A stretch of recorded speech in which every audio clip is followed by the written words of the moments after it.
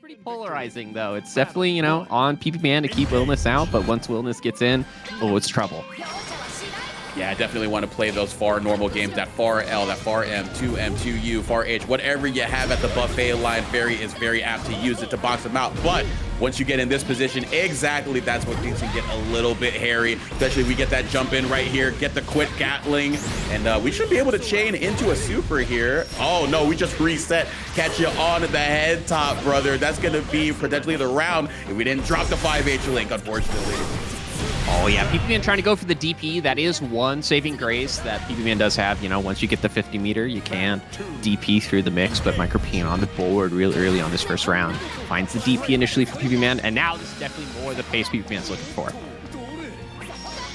I'm playing Silksong right now, so I'm seeing this green GG color, and I'm thinking about a certain area in the game. No spoilers, but now I'm just like, I'm kind of pissed off looking at GG coming out because it's a very trying time for them, but it's also a trying time for Ferry getting caught low with the 2-2X skill, resetting after that, get the restand on the combo limit. Looking for that spacing trap, but we're disciplined defensively, getting the right time for the ultimate Beppo. Sick 'em.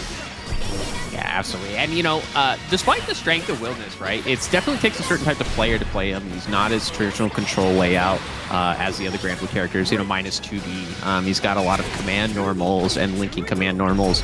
But the strength, of course, is the high-low mix, right? We're seeing that's the high there, gets the counter hit too. But we've seen PPMAN get open up on low. It's pretty ambiguous because it does start off with Wilnas raising up into the sky, so you think, surely it's a high. But right now it's looking pretty even here, 2 diamonds apiece. Yeah, that's why it was so important that last time they were put in that mixed situation that they had that DP to challenge it, because the best way to deny that opportunity is to challenge the gaps, not necessarily to guess after the high-low, because, hey, either way, it's pretty big damage, but trying to dodge the 2-2H, nothing doing here. We're able to recover in time, get the mash, MicroPene getting the first game of the set. MicroPene getting the first game of the set.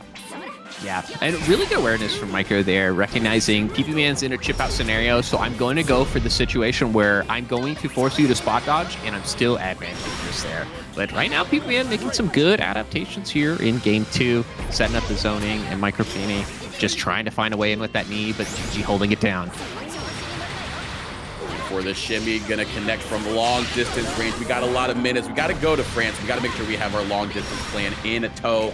And looks like we are making good connections here with Wilnas and putting them into that West Coast corner, trying to get themselves on out of there. Nothing doing. Still hitting low from that far away. PPMAN boxing out Wilnas and keeping them locked down with our animal companion. And that's a round 1 victory here in Game 2. Signs of life for Ferry. Absolutely, yeah. Good control, recognizing using that SBA really early on. Wasn't necessarily for the damage, but to have the additional bravery points to get some combo extensions or take less damage. It's very scary, but again, we see that JU coming in from MicroPene, and it's just so good. It crushes a lot of things. It's very active. It's also got like a lower hitbox too, so it's hard to challenge with the more traditional like crouching anti-airs. And especially Ferry too, because she has weaker toolkit. You can block her 2H, so it's definitely on PPMAN to try to find a way in with that DP, and it is working out so far. Getting the frame trap into the volcanic knee, no pickup after that, but we're gonna pick it up right after the overhead hits. Not even a lot of damage on the table for that combo. Had a little bit left on the plate if they needed it, but just a quick meal here to get round 2 in our favor. Good BC to get Wilnas away from us with a counter hit and an extension off of GG. Really good stuff here to get an early advantage for Ferry, which is important here in this matchup. Yeah, unfortunately, GG ending up off screen, but PPMAN's still able to kind of navigate this and make sure that MicroPene can't find a way in. The BC right away, just barely finding the hit.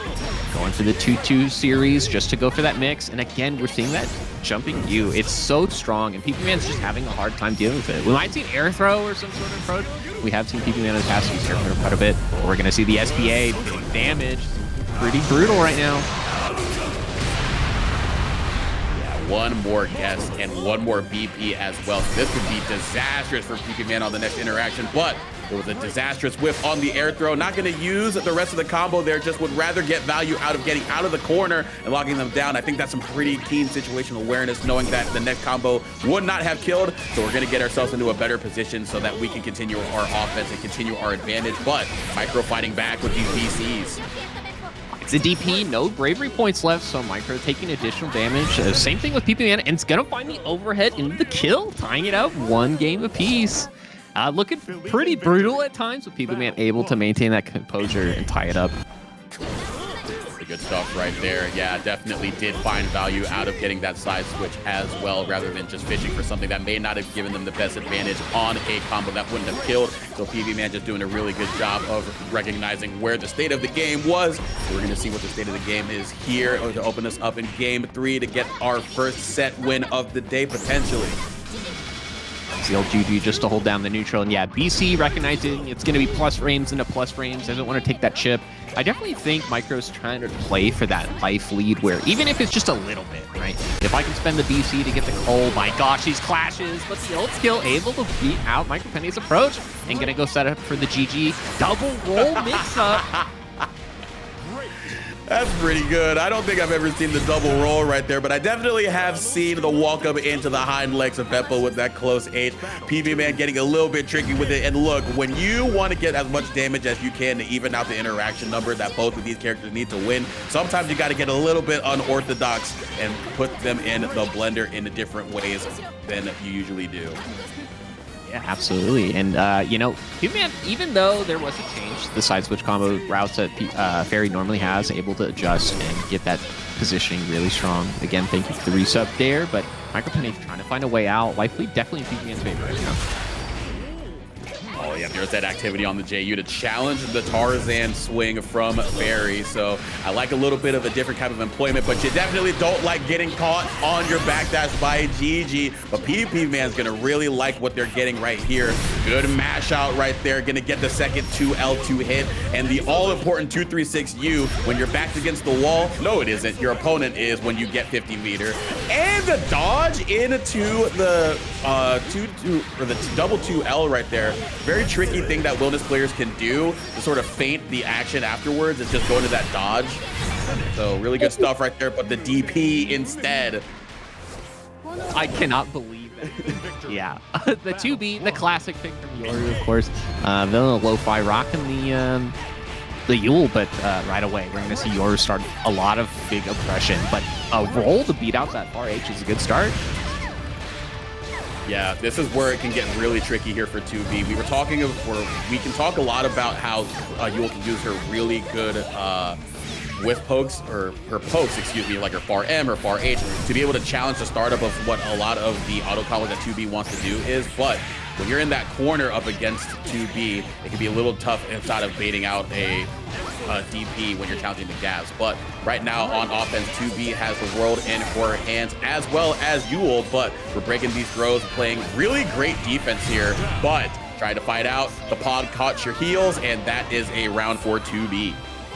You know, that was really smart on Vanilla's side to press, thinking, okay, surely I can hit the pod hit, and maybe that would have been the case if 2B was a little bit closer, but you're spacing it out and gonna be able to punch this DP for their trouble too. Not a lot of damage, which is, you know, a typical trait of 2B, but her pressure and just her ability to maintain turns is so strong, and once she gets that corner pressure, it's really tricky.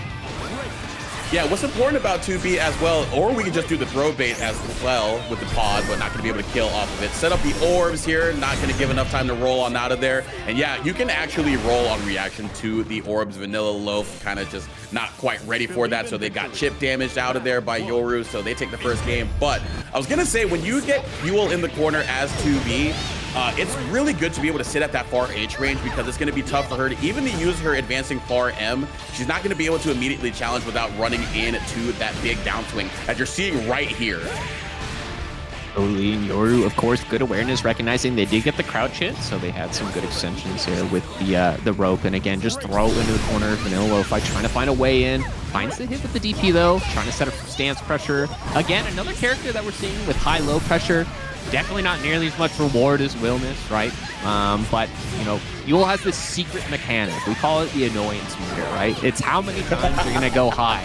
The high has basically zero reward unless you get counter hit. And so a lot of players just decide, all right, I'll take the high until the Yuel player gets bored of it. And, you know, sometimes they do it 10 times and win around that way.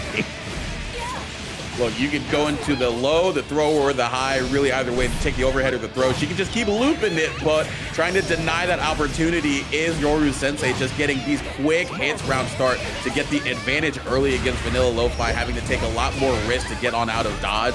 And we get on out of dodge after the space on the H follow-up to the third dance, but here we go. It is time to dance. Able to punish the flow. Oh yeah, DP back from Yoru, recognizing, all right, I'm trying to close out this game as quick as possible. Those pod throws, maintaining the plus frame pressure as much as possible. It's so tricky for Yuel to deal with that, just like that, or you're going to be taking that game too right there. This matchup's kind of interesting too, right? Because you have this slow-ish kind of big brawler character, does big damage if you find the hits, but then we got the Ferry on the player one side setting up all the challenges as well. Interesting thing too is that what RoseHashira is going to want to do as Ferry is try to play that box out game, but it's kind of harder to do it against. That's what you really want to do against many Shoto type characters as Ferry, just play that box out game with the whip normals and then force them to deal with the special cancels. But Siegfried is a unique case to where they can also sort of duke it out using that Nell and Net fireball that we saw right there, can really use that to both beat out the whip normals and the special and then run in behind it to get your offense started. And then you also have the Word Dragon in that 214H. That's a really sudden burst option that is really tough for Ferry to deal with. And again, get that knockdown where Siegfried gaming big damage against a low health character. That could be what you need as Sick Alt. Yeah, and you know, gonna be able to open up with the high, so Rose still doing really strong here. It's setting up this pressure. The old skill Fireball is a good challenge. It does have that initial hitbox too, so you can play some fun footsies. Able to beat the DP, but not gonna be enough to get the kill. Goes for the unblockable. It's fake though, and gonna be able to throw punish and get the kill. That is a hilarious sequence right there. 100% could have killed off of that touch, but just said, you know what, I'm going to learn you a little bit of something. You should have known about this in season 1, my friend. Reset into the fake unblockable setup, but here we go. Nothing fake about the shimmy. Catch you reaching into the cookie jar. Nothing sweet there, but sweet back throw and a sweet rising JL getting the fuzzy overhead to hit. Now Rose can play the game, but a lot of life to make up. Absolutely. SickAlternative coming in with the DP. That's another really strong point for Siegfried in this matchup, is that not only is the DP, you know, has some forward and advancing capabilities, it reaches pretty vertically above him and, you know, both sides too. So if Ferry does go for the jumping white fuzzy attempt, they are able to get beaten out. But right now, SickAlternative taking game 1. Even though the DP got nerfed in terms of how long it is active for, it's still the size of Texas, so we got to be a little bit of a manners minder when we're going for that setup if it's not true. But here we go. We're going to see if Sick Alt can be put at bay a little bit more. They've just done a really good job by using their heavy specials. Going to use the heavy special right here in the Orkin, catching them jumping away from the 2-2H. Nothing doing though, so we're back into the corner. Yeah, finds another Orkin hit, and there's the DP working out for Rose this time. And now SickAlternative's kind of in a little bit of trouble here, going back to that mid-screen. Fireball and all the cooldowns are available for them.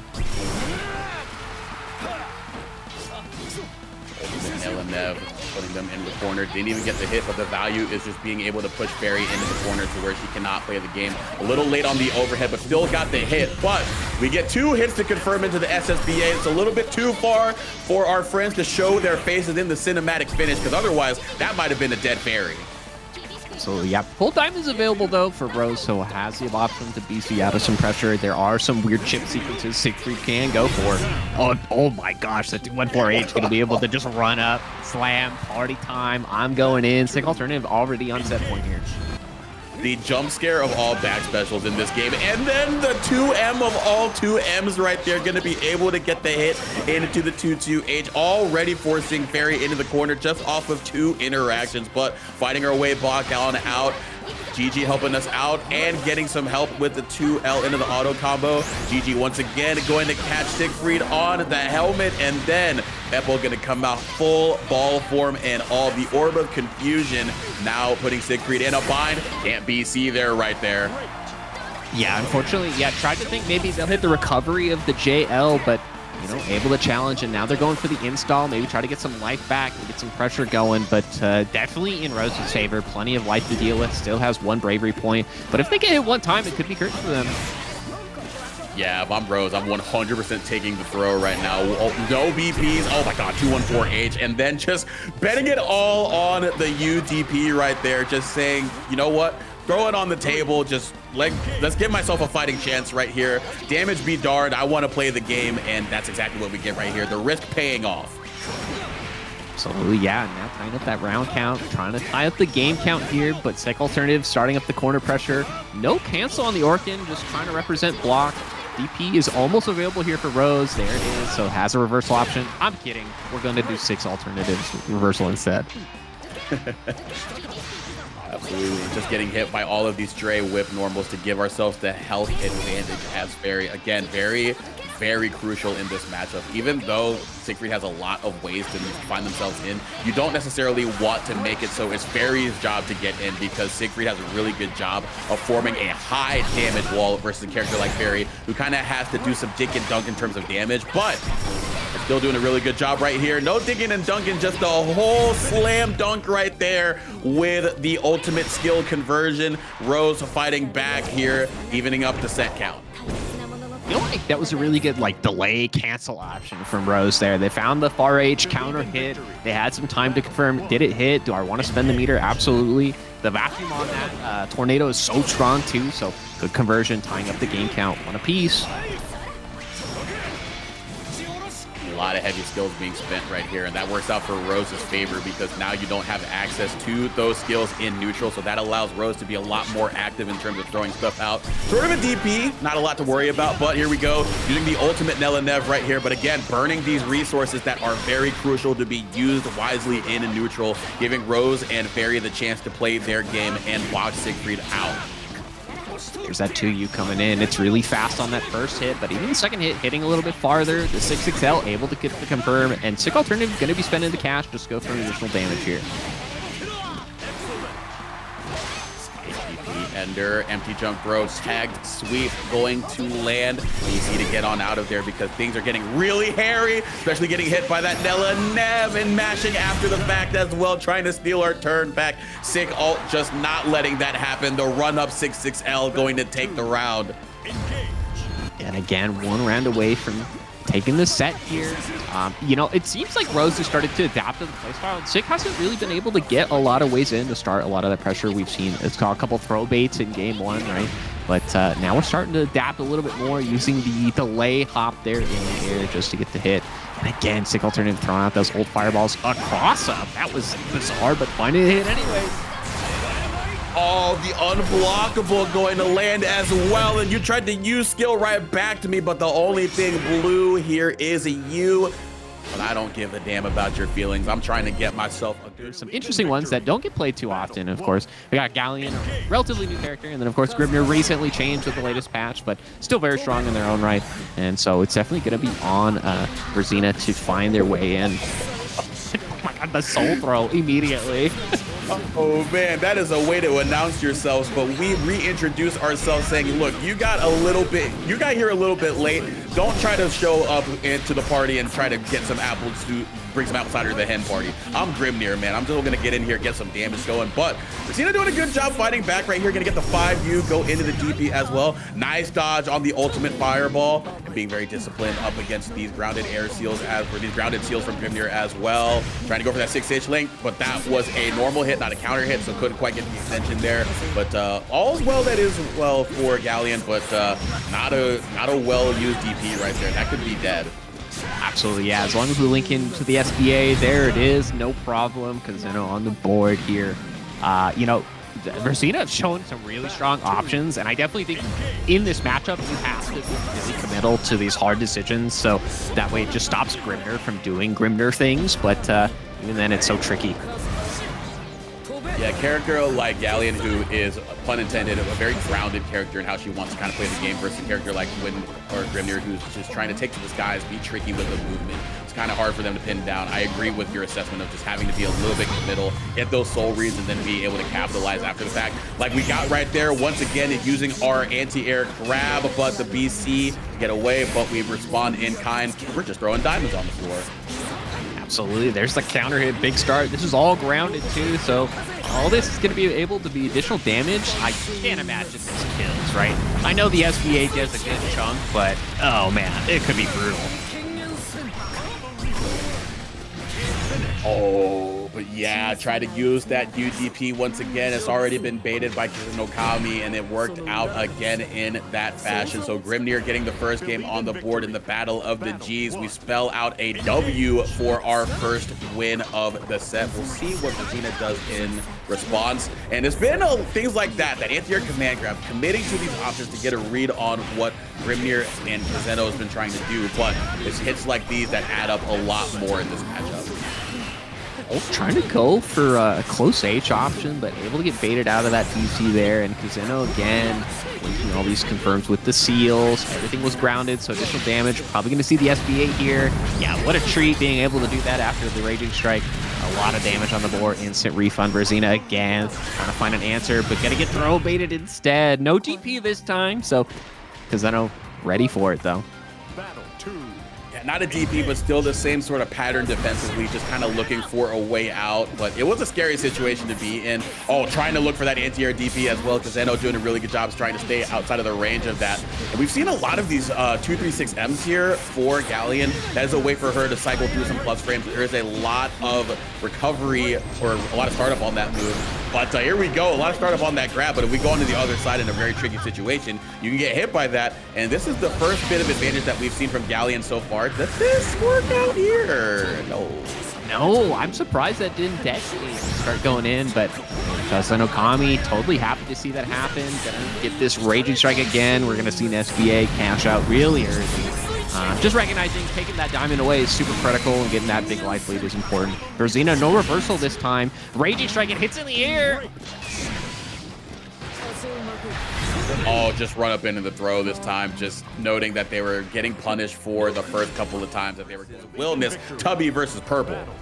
Absolutely, yeah. And right before we get into this, I do want to say, Magi, happy birthday. So, you know, much appreciated. Although I think it's supposed to go the other way around, but we appreciate the donation nonetheless. We're going to see some real aggression here in this match.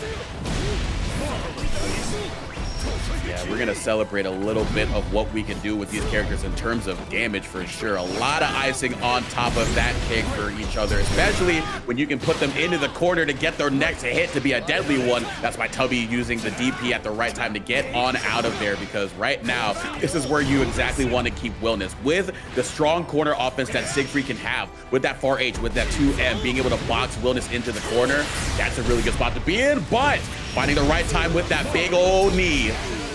Oh, wait, I can't imagine that maybe there was some routing to get into SBA, but going to be able to chip out anyways. Interesting note about Tubbie, right? You know, we go to locals together and stuff. Primarily a Zoe player, but they've been picking up Siegfried a lot more lately, just recognizing I need to play a character that has a little bit more strength to them, has the reversal option, and plays matchups where it's like, hey, I need to play a little bit more respectful and be able to play neutral better. So, and Siegfried's definitely a good choice for that. Yeah, also an incredibly stable character versus somebody like Zoe, who kind of needs that two-step to get going. Siegfried, pretty strong from out to go. Like, even round start, he's just deadly, and then it just takes one hit for him to put you in to that Granblue zone, which Purple became familiar with, but found a good way to get out, and found a good time to get that low hitter into the 2-2H. The 2-2U gonna work out as well, throwing the couple of down inputs on to the pad, but throw down a W as well. Purple on the board. And maybe we go back into the room and see the Zoe come out. Yeah, possibly. You know, I think it's really challenging to play neutral against a character that immediately stops playing neutral once they find the hit. So we might see a Lowain. I have never experienced the Tubbie Lowain, but from knowing Tubbie personally, this is the right character for them. Oh man, this is gonna be interesting, because we did see Siegfried get to compete a little bit in those matches, but it just took one bit of offense for Wilnas to completely flip the game on its head. But you can also flip the burden that covers both the high and the low, so maybe finding some useful value in that, but also being able to run around and get the bros away, so it's a little bit harder for Purple to sort of get into a spot where that knee can be a problem. But right now, Purple is just maintaining a really good spacing to where they're immediately a problem. Yeah, the 2-2U being able to clutch out and find a hit Purple going to take the throw anyways. You know, one of the things they might have to deal with is Catalina Rockets and eating that food, deal with the life deficit at times. And right now, Tubbie just trying to find some sort of answer to tie out the life leak. Oh, baby, here comes Big Mama. Iggy gonna come out to play. This here, Purple knows what to do, jumping away from the unblockable here. Not really getting hit by too much here. Oh, but a little bit late on the spot dodge up against the blue. I think that's a tough spot to be in. And it's also pretty good parry and catbot usage. Yeah, the heavy catbot. I didn't even think about that being a way to stuff Volcanic Knee, to cycle that in between that and the Come At Me, bro. And then the raw Raging Strike gonna finish out the round. So the Lowain counter pick already has one more game than the Siegfried has. So yeah, that Raging Strike was a chip kill, no less. So go figure. Had no idea it could chip out kill, but I guess that makes sense. And right now, Tubbie's starting to see a little bit more strength here with the Lowain setup. Gonna be able to set up that Oki with the cat bot, but Purple trying to mash out immediately and challenge. Knockdown on the 2-2-U, trying to go for the frame trap, but we use our BC. Now set him at a spot. Now looking for that DP, still gonna hit, but the cat bot was still active, so you don't get all the advantage that you might want. Here we go, though. Advantage Lowain and the bros here with the HPA. Yeah, trying to get Purple to flinch and find an answer, but the escape into the fadeaway jumper, Purple not biting. But you can definitely chew on this. The overhead into the 2-3-6-U, putting Lowain into the corner, looking for a little bit of a delay into that 5M. And now we can sit back, get ourselves a bit of a meal, and then throw the bird at them, put them right back to that uncomfortable spot mid-screen. But Purple still has a chance to fight back here. We're seeing these really aggressive BCs from Tubbie just to make sure that they can get away and start spending that 5U to get the life back, get some leader back. We saw Iggy do pretty good last time, so now it's kind of Purple to see, are they able to avoid the chip out? And they're not. Tubbie on the board, tying it up, one apiece. Definitely the right switch, I think. Have you ever played Mario Party with your life on the line? That is what was going through the head of Purple during that mini game, was put into the air unblockable blue lightning after that. So a little bit of unfamiliarity with the Iggy mini game, but it's going to be to the reward of Tubbie right here. And the switch up definitely working out in this set so far. Tubbie taking advantage early here, starting the cat pressure, but Purple's going to end up just getting clipped on the legs and, again, resetting that scenario, trying to answer again to BC out this time, though. Purple's starting to take advantage here. Again, finding that 2-2-M, connecting that into the 2-3-6-U to put Lowain into the corner, but we've seen this story a couple of times here, and Tubbie found a way to get out each time. Didn't get the critical hit that they needed to get a more saucy combo, but the sauce is still awesome there, and it's a round-winning one as well. A little garnish on the dish here, and they might be eating some victory meals after here, but one more round for Tubbie until they claim the set. Tubbie doing really good with those parries. Again, you know, they see as soon as Purple starts glowing, it's all right, let me let the parry rip, I'll challenge, no problem. And I guess that is one of the weaknesses of Wilnas, right? Some of their pressure is they don't have a lot of cancel options and varying in pressure. It's going to be command normal to command normal, and if they don't, they're at the risk of getting punished. But Tubbie right now able to route into the SBA, going to be able to get some additional damage. Oh, goes for a reset though. Maybe a reset, maybe a drop opportunity right there, but the opportunity is in the big claws of Wilnas, but they dropped the opportunity. The drop opportunity not going to work out for them, unfortunately. Had the 2-3-6-U, couldn't get the extension after it, lost the positioning as well, so now they're finding themselves right back to where they wanted Lowain to be previously. A 2-2-U, though, able to set up some pressure here from Purple, trying to find some sort of answer. And again, these BCs have been doing really well for Tubbie, but now they're going to start taking some additional damage. Uh-oh, we're over 30 here, and this is going to be the round here for Purple. It's a sign on my back that says, please Raging Strike me. I am of age that will not be able to react to it. That is unfortunate right there. But fortunately for Purple, that is going to be what puts them at a position to have one more round.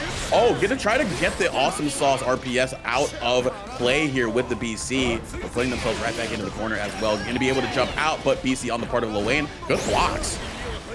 Good awareness, good blocks there. Even if it does get blocked, it is safe, and Tubbie does have that corner position advantage. We're going to see the ult DP this time, and now, again, we're sending the bros out, sending all the things out. Gonna get the throw this time. Relatively safe pressure here, though. Trying to find that 2-2U that's been working out for them all set. Gonna be able to counter the BC with the don't come at me, bro. Trying to jump on out of there. Oh, that's on block, and that's a low. So much damage. Unfortunate drop here. Purple trying to find some sort of magic. Here's the HPA. I'm surprised they didn't go for another option there, but yeah, trying to just go for chip out now at this point and build this advantage, run away. And the fadeaway jumper works that time. Gonna be able to close it out there, 2-1. Clutching out. Good. We can talk a little bit about Percy later, though. We've got some Cagliostro action going here with RainbowRocks up against Cowhunter, one of the premier Sandalphons. Yeah, absolutely. Sandalphon, I think, a really strong character, like we were just talking about, you know, secret, but we don't see them play too much. It's kind of Shoto 2.0, right? They have those stances, of course, with the elements and that changing the projectile opportunities, but it also increases their lariat combo opportunities as well. But definitely seemingly more fair, I almost want to say. I don't know. When you get hit by that far H, life don't feel very fair, but nothing personal, kid. You're still going to be put into the Granblue zone and put into a really tough spot. Blue health bar and all. So we'll see if things come up Cagliostro or if Sandalphon is going to be able to take the round. RainbowRocks trying to find a way out, but Cowhunter locking him down. No breaker points left for RainbowRocks too, but teleport, gonna be able to find an answer. Have to imagine, oh my gosh, just button confirmed. Good awareness there. Gonna spend the ult skill anyways on that cooldown and get the kill. Challenger on board. RainbowRocks, you know, just finding that way out is so tricky against Shotos. And, you know, of course, Sandalphon is another really strong option when that has that corner pressure and able to confirm so many things with Lariat and doing wall bounce combos and whatnot. So definitely on RainbowRocks to try to find those answers. Yeah, funny thing about that too is when you think of CAG corner pressure, what do you think of? That far H. Cowhunter being able to do that same thing with Sandalphon when they get that advantage is actually pretty funny because it's a little bit of a taste of your own medicine. And looks like we're going to get our own dosage here at Cagliostro. Not going to be to get the full extension that we want. Got the teleport to hit, but not quite deep enough to get the combo after the fact. Counter hit and all, but RainbowRocks, big advantage in the health department that they did not have in that first round.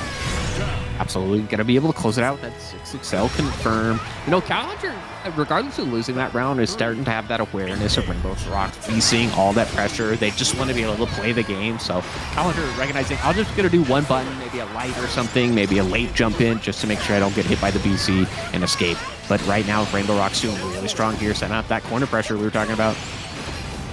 Oh, and that corner pressure, talking about a taste of your own medicine. A little bit of Robitussin right there, going around and around do-si-do and piggybacking off of the head of Sandalphon, putting the right end of the trap behind him, getting the extension off of the back throw. That was a lethal combo. RainbowRocks' first game. Yes, ending it with a perfect no less, you know, really punctuating, saying, hey, I'm here to play. Good luck. I got control of neutral here. We haven't really seen any of the RainbowRocks of, you know, Cagliostro, but maybe we'll see him here in game 2. Yeah, I don't know. Khalil, can you let us know if the prismatic weapons are banned in this net play? Because I feel like RainbowRocks is not going to be able to play at their true form otherwise, because they just got to throw out the good old black and white granite. But right now we're flashing gold here with the teleport, trying to get ourselves a little bit more mileage out of that health advantage, force Cowhunter to commit to an advancing option like that 6XL that finds its mark. And here comes Sandalphon corner pressure. The same one that gave us that first round in game 1. Can we repeat history? Yeah, Cowhunter starting to bait those BCs a little bit more, going for just simple stagger pressure. There is a BC, but it is counter hit, so gonna be on RainbowRocks. Be able to capitalize on this pressure this time. Finds the hit with that far H, and again, we're going back to the corner here. Not going to be quite enough to kill here, but still, you are in a tough spot. We got that seal making you block, and then you cannot block a throw right there. Just going to run up. After you're paying me a lot of respects, I'll pay you a visit up close and personal. RainbowRocks threatening a turn for a set point here. We're trying to go for a shimmy here, but RainbowRocks ready for it. Just holding that down back, saying, you know, I got plenty of HP. I'll take the throw if it comes out. No worries. Run up 6XL right there from RainbowRocks, now being the aggressive in neutral, not sitting back and doing anything. Combo limit, unfortunately not going to work out for the seal setup right there. So giving Cowhunter a little bit more breathing room than RainbowRocks might have wanted, but going to be able to slowly inch ourselves out of the corner here. Absolutely. Cowhunter trying to chase down there, but RainbowRocks able to capitalize and punish. SBA coming out, not quite dead yet, but it's looking pretty bleak. Of course, Cagliostro does have a lot of options to go for chip and setting up that pressure. 6XL just going to be able to close it out. This is Granblue Rising, folks. You know, there's no other way to close it out. Yeah, you were talking Up there. Really been enjoying the character for a while, you know. Free to use with the base game, so don't even have to pay to win. Orcal showing out today, but I mean, when are they not? I see the Twitter pages. They're going crazy doing the Evo France English coverage. We'll see what kind of coverage we get with Gran up against the character that wants to cover the screen, and Vicky and YggdrasilBunny. It's going to be very interesting to see what game plan the all-arounder adopts versus the zoner item character on the left here. Rats in tow, going to get the mice ears up on our head. Going to sing us ours a sweet song, but is Darthyezus going to be listening up? We will see. The 6XL into the DP immediately. Good awareness, recognizing this is a pretty safe challenge, but now we're in that zoning hell, trying to find a way in against Vicky. You know, a lot of the zoning is relatively safe to deal with, right? It's really just the high-low tiger shot, so to speak. That is the challenge. You can't roll the low one, you can do the high one, but you know, jumping's also a good option. It's going to be on YggdrasilBunny to be able to make sure they can anti-air and close things out that way. Yep, an interesting position as well, staying in front of the cannons before we summon a couple of more of our own. So gonna see what kind of positioning that we adopt right here. But unfortunately, we try to do a preemptive roll. The teeth are gonna catch that because it is grounded and we go right into the 2-1-4U. Might be one of my favorite moves in the game. I love the animation for that. They really showed Vicky some love here. Oh, and a punish 2M right there. Good value on the advancing crouching medium. Yep, right away. And of course, Darthyezus just trying to find some answer. SSBA is an option. Oh my goodness, finds the 6XL anti-air though. It is the best move in the game, but YggdrasilBunny having the 100-meter too could cash out on button SBA and get the kill. It's on them. Oh no, the throw bait. And immediately Darthyezus capitalizing on it. Oh, baby. Yeah, that is one character that will really make you hurt for whiffing on the throw. The far H right after the shimmy. A tried and true formula for Gran. It is his game after all, but we're going to try to play this game once again. We did a really good job to open things up as Yggdrasil. Going to be able to play that item game and then force him into the corner. The pressure here is going to be a little bit interesting because it's not going to command a lot of respect here from Gran because it's not the best close quarters character, and that's why we immediately match on out of here, just not paying any respect to Vicky. Absolutely, and now Vicky's starting to set up that pressure, finding the hit there with the jump in. Gonna SBA just a little bit early, get the damage, cinematic, deleting the diamond. It's all good resource value too. But of course, you know, Darthyezus is like one hit confirm away from exploding the Collier too. Oh, that might be the hit. The plus on block 2M. You talk about it for Belial, but I think a lot of people forget Gran has that one too, and it can be just as scary as it links into a coast-to-coast combo right here. So next hit could be game for either of them at this point. Absolutely. Darthyezus letting the EX Fireball rip, and it's going to be enough to close it out. Close life there, but Darthyezus going up game one. This matchup, on paper at least, it's very much like coughing baby versus hydrogen bomb type energy, and I'm all for it. Oh my gosh, boot into DP, you menace. Look, the disrespect has gotten us this far, so why would we abandon the game plan that has already gotten us a game on the board? Got the 2H to hit as well. Good conversion, even on the normal hit, to be able to link into the hard knockdown with the 2-1-4U. Always looking for the safe jump as well, but it just didn't quite work out. A little bit too low to the ground, so it allowed Darthyezus to match out once again in that spot. If Darthyezus utilizing that 668, just get extra charge time on their 5U. Oh my gosh, using, again, Darthyezus is really good about that. Using these forward-moving advancing options, if you jump, I'm DPing immediately. Doesn't matter if you're EX or not, finding those hit and the kill, and Darthyezus here on set. Went through the fireball, but the Reagan Lave is only going to bait out a response in tow for Gran, and we meet in the skies as well. The air-to-air counter hit, gonna get some big damage on after the fact. A little bit of a wonky setup right there, but it's all good. We keep them locked in the corner with the 6XL, and against a character like Vikala, that is exactly where you want to be, because not a lot of defensive options in the tool belt, but we got lethal weapons in ours. Danny Glover, you gotta love it. 2-0 Darthyezus over YggdrasilBunny. Strong player versus Dragalia from SoCal. I told them I wanted to see Vicky, and they did not disappoint. Much appreciated, Dragalia. We'll see how this matchup goes. Did you just drop the invite link into the Cal Discord and just say, hey, everybody just pop out, I'm commentating, so I need to talk about NorCal and SoCal real quick? Of course, dude, every time. I need to get the Atlanta bros on there. You got to show some representation from down south, but we're trying to get out of this West Coast right here, not minding California in that own aspect, just want to get into that Midwest right here. Slowly going to the east side of things with Lancelot trying to march them down. Heavy Morgenstrom as well to pin them down, go through the 2-1-4. And yeah, here we go. Finding the right time to match out, though, does Dragalia. Gonna be able to capitalization on the trap set too. And right now, Dragalia really playing to the advantage. Life lead isn't very much in their favor, but if Elysian manages to find one hit, it could be critical. Oh, that could be the hit right there. Execute order 66L indeed. Knee right to the sternum of Vikala. Not going to be able to go into a super, but we can put them into the heavy fireball guessing game, or we could just go for a little bit of a corner steal setup. It's been over 2 so far. Dragalia doing a really good job holding down that block button. Trying to go for that overhead, but we mashed on out of there, but Dragalia is still going to be able to close it out with a 2M. Catching those legs there and able to capitalize on it with the counter hit too, no less. Dragalia on the board. This matchup super particular, right? Because with the recent changes to Lancelot, you are able to use, EX Turbulence to get in close space. Vikala doesn't have a lot of options to deal with that directly above you space either. So it's definitely on her to make sure that she's got that 2H and be locked in. Interestingly enough as well, as we get put into the hard knockdown post throw in the corner as we get the DP on out of there. Interestingly enough too, you talk about how much easier it is for Lancelot to sort of get that advantage as well, being able to use the turbulence and their specials to get on in as we get right here. Dragalia doing a really good job also playing defense against the tricky stuff that Lance is trying to do. So you're seeing Elysian there on the other side of things, doing a really good job of just simplifying things, not necessarily going for the tricky stuff, just doing what works and then just being able to capitalize on the hits that they get. But how did you block that? I have to imagine Dragalia believes in the block button in this matchup, and you definitely have to at times in order to survive, not necessarily even win. But right now, Dragalia's starting to turn the tables. You want to say thanks, Brado, for the raid there. The party is 6, so much appreciated. Dragalia making this run all the way into the corner here and able to find those wall bounce, but no confirm. Elysian not out of it yet, though.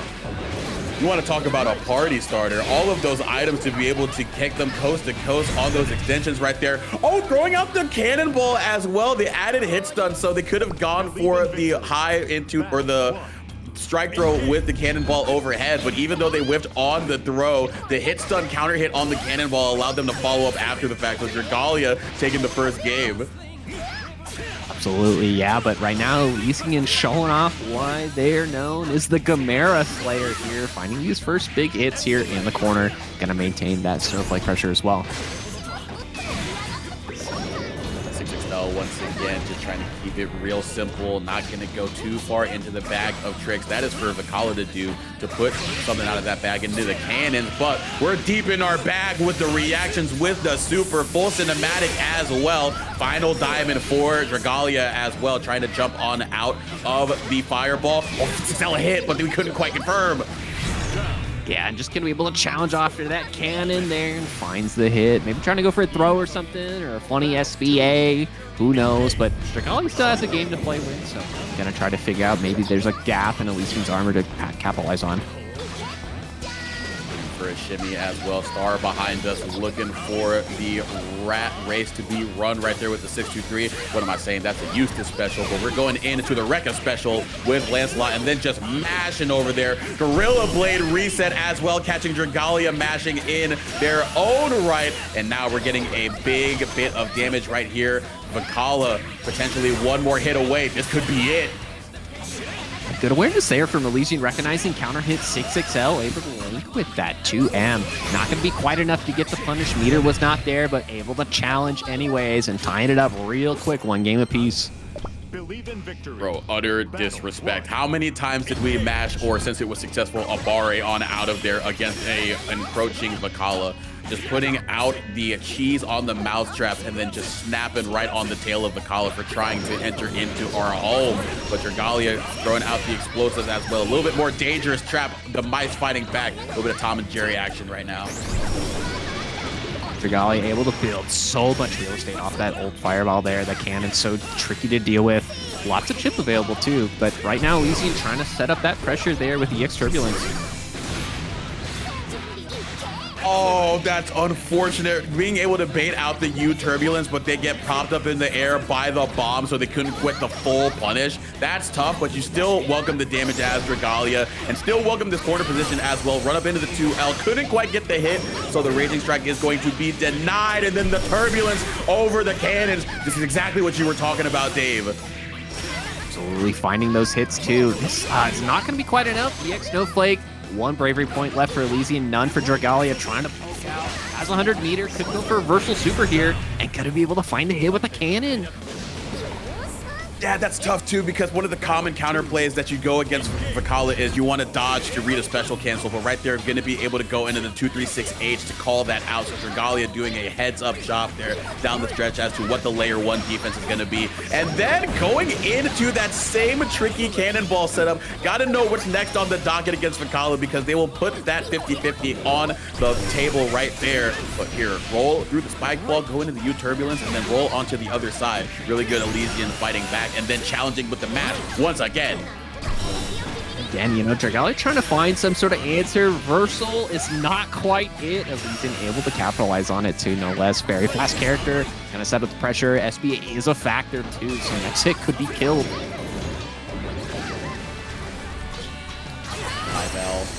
Oh, the Raging Strike. I believe that was supposed to be BC, but that's the last bit of diamonds for you to spend. And that's gonna be why this super is gonna hurt the second reactionary SBA on the 2-1-4 skill. Elysian with the reactions turned up to 10. Now we're at round 3. Absolutely, yeah. So both players here at set point here, trying to find some answers. Using that lariat to get in is definitely a good start here for Elysian. Has the corner. This is where you want to be as a Lancelot player. Drag able to be seen, start this pressure back out. Double stars is a good way too. Down in the corner, Ultimate Wreck-It gets some good advantage, and then once again, Vikala just a little bit too slow, cannot get to the character before they run into the blade. And now they're just locked down into this corner. First hit of close heavy, trying to find a throw bait, but Dragalia doing a really good job defensively up against all of the strike throw pressure that Elysian's trying to get them to open up with, and then just keep it simple again. 366Ls, Elysian taking it over Dragalia with a land. Right now we're going to have Iago versus Acid Cookies. It's going to be Nier versus Matera. This is another NorCal versus SoCal matchup, by the way. I love this. Really much appreciated. I don't know. Bro, where are my doing East some Coast cool friends? stick Where are my things. East Coast friends, bro? It's all West Coast here. It's all dinner freaking time over there, Pac-12 man. country, God. It's 8 o'clock over there. I guess it's not a work night, right? Unless you're a weekend warrior. Shout outs to you guys. But Iago, yeah, rocking the Nier. Typically a Ferry player. We have a billion Ferries in SoCal too, so maybe they're thinking, oh, I'll shake it up, do a little bit something different. Iago's been playing a lot of characters lately, and it's been doing well for them. Acid Cookies on the Matera main squeeze. They do have an Armaya as well, so we might be seeing that here in game 2 or 3. Yeah, I do love this Matera color. I think it's the first time I've seen it. This is a really nice color. But right now, we're going to see if Acid Cookies can keep up this nice advantage right here over Iago. I think Iago knows as well as anybody, when you get the early advantage as a zoner, it can really set the pace of the game. That's why they did a really good job using that ult skill jump scare to put Matera into the corner with less health in the tank. Misfortune not going to mash on it because they might have feared that they were coming up behind it with a 6XL, and that's giving Iago all the ability to just run up afterwards and get the throw. Oh, gonna be able to find the 6XL kit here, and then try to go for a setup here, and able to close it out with the side switch overhead. That's so tricky, so ambiguous. Block button does not save you there. You still gotta guess. And all of a sudden, Iago on the board here. Yeah, I see chat note exactly what I said after that misfortune, that 623 skill from Nier. Acid didn't mash out, maybe just a little bit afraid. So we'll see if Iago kind of banks that in terms of how they structure their offense, especially when they have a lot of stocks of death. But Acid Cookie's gonna have to find their way on out of there. Sniping death out with the Starry Sky, or I'm sorry, the 214. I think that is Starry Sky. Gonna be able to take them off of the board here, and now has access to that ult butterfly. So this is exactly what you need. Slowly pushing Nier into the corner here and reclaiming the screen. Yeah, but now Asukuki's trying to navigate. Good air challenge there to not only to delete death, but still force Iago to block the fireball there. And again, these butterflies are setting up a lot of good pressure here. Asukuki uses a lot of meter to cash out here. Yeah, and again, immediately butterflies set the detonate there, start the pressure and recycle. As 50 meter could do it again, but Iago gonna find the hit and open up. Oh, and right back to what got us the first round, going with that tricky 6-6M overhead with Death on the other side, creating a little bit of an ice cream sandwich right here. But that was a cold way to close out game 1 for Iago. We'll see if Acid Cookies can show them their just desserts on back. But right now, we are up against that East Coast corner. These cow people ain't going like that. Yeah, absolutely. And right now, Iago just setting up this pressure, spending the ult skill early here just to get things going. Asukuki's trying to find a way out. Has that 50 meter. We might see a butterfly just to win that neutral. That's a normal one, which we'll take still. Again, Asukuki's just trying to find some answer. Not working, though. That's still on the field here, so beware the jump scare. But we're taken to the air, but you come back down to earth with Death waiting for you to put you in the ground with the next hit, potentially. Oh, but didn't have Death on the board, so the block on that overhead not going to be thoroughly punished, just a simple strike combo. And right there, again, we're seeing Death take to the skies a couple more times. It's an just way to challenge, of course. You know, fireballs are able to delete when they're being sent out. Asukuki's finding the hit, though, with the Raging Strike just for some good stabilization. Trying to make something happen here. Has plenty of meter, again, to spend on those butterflies. Looking pretty close on life here, though. Yeah, time running out as well, so Acid Cookies is gonna have to get a little bit more aggressive and neutral, and that's how they run right into a Death waiting for them in the sky, trying to go for that JU or maybe a J214, something while they were hanging on up there to get themselves a little bit more screen control. Oh, they tried to run up as well, but Death hogging them down from that far away. Yeah, and right now, Iago's starting out this pressure. You know, there's two schools of thought when Death is down, right? You can play really patiently, which you probably don't want to do in the zone or matchup, or you can just 6-6L like a menace, and we're seeing that play out really well for Iago here. Not going to be able to get the kill, but still going to have to guess on some of these mix-up here. We'll see if they go to that J5U to keep Matera locked down in the corner as well, because we've seen them use that to cover them while in the air. Oh, actually, the butterfly getting proc stuffed Death in the air while they were in the J5U. That is pretty damn funny. But yeah, we're laughing all the way to the bank here as Acid Cookies, because we got out of jail on that one, and now we're putting Nier behind bars with this corner offense. We're gonna BC just a little bit too early to beat the jump in, and Iago capitalized. I mean, look, man, I feel like I've learned something, or not, I see something new every time that I commentate in Netplay Bracket. I feel like I've seen it all. We've been almost 2 years into this game, but now this is the first time I've seen the able mirror between Kamel and Goro Akechi of Persona 5 fame. But right here, we are definitely playing the villain, smelling some delicious pancakes and some blood in the water right now, especially going to be able to get that U laser, or we're going to get some new extensions here, courtesy of the newest changes to the character, and that could be death. You know, I forgot for a second how little life Abel has, and I was just like, wait, why is this character dying so quick?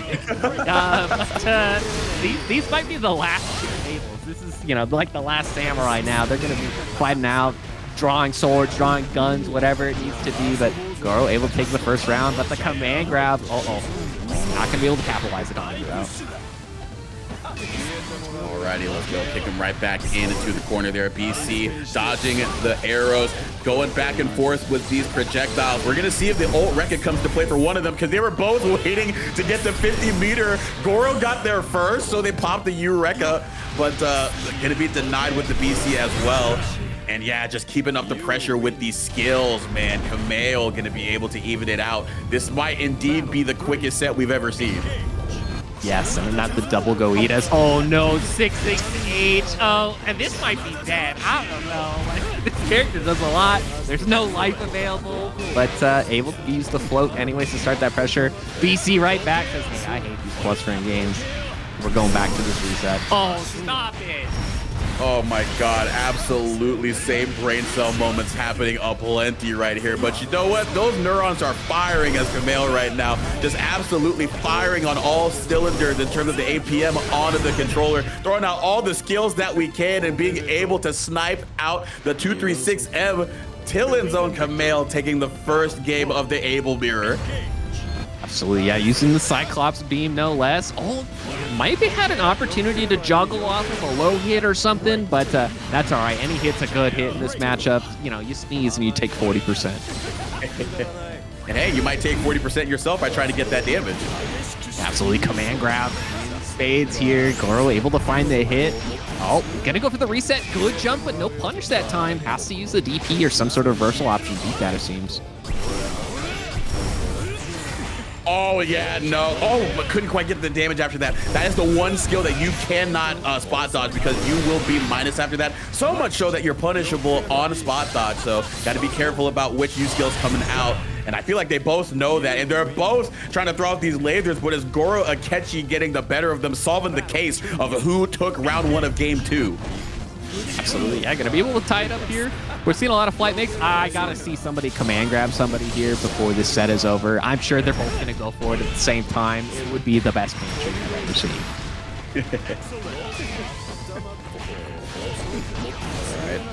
Oh, a little bit too far for that command grab to hit even on the spot dodge. Running right up into that far H, not going to be able to get a big combo after the fact. 236M apiece, trying to dash away from the DP, but the ult DP going to track you down. Kamel sitting on set point in the Able Mirror, one of the mirrors of all time. But Goro able to get the first interaction. 6XL real strong. We've seen that ult 36U from both players and seemingly at the same time, so recognizing these play patterns and trying to challenge and capitalize on it.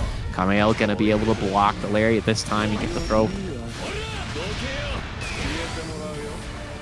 Kick him away, getting the counter hit. DC looking for the strike throw. The frame trap not going to work out. Second hit of that close H going to be denied with a counter hit. BC as well. Oh, got the dodge on the 2-1-4U, but again, not punishing them for it.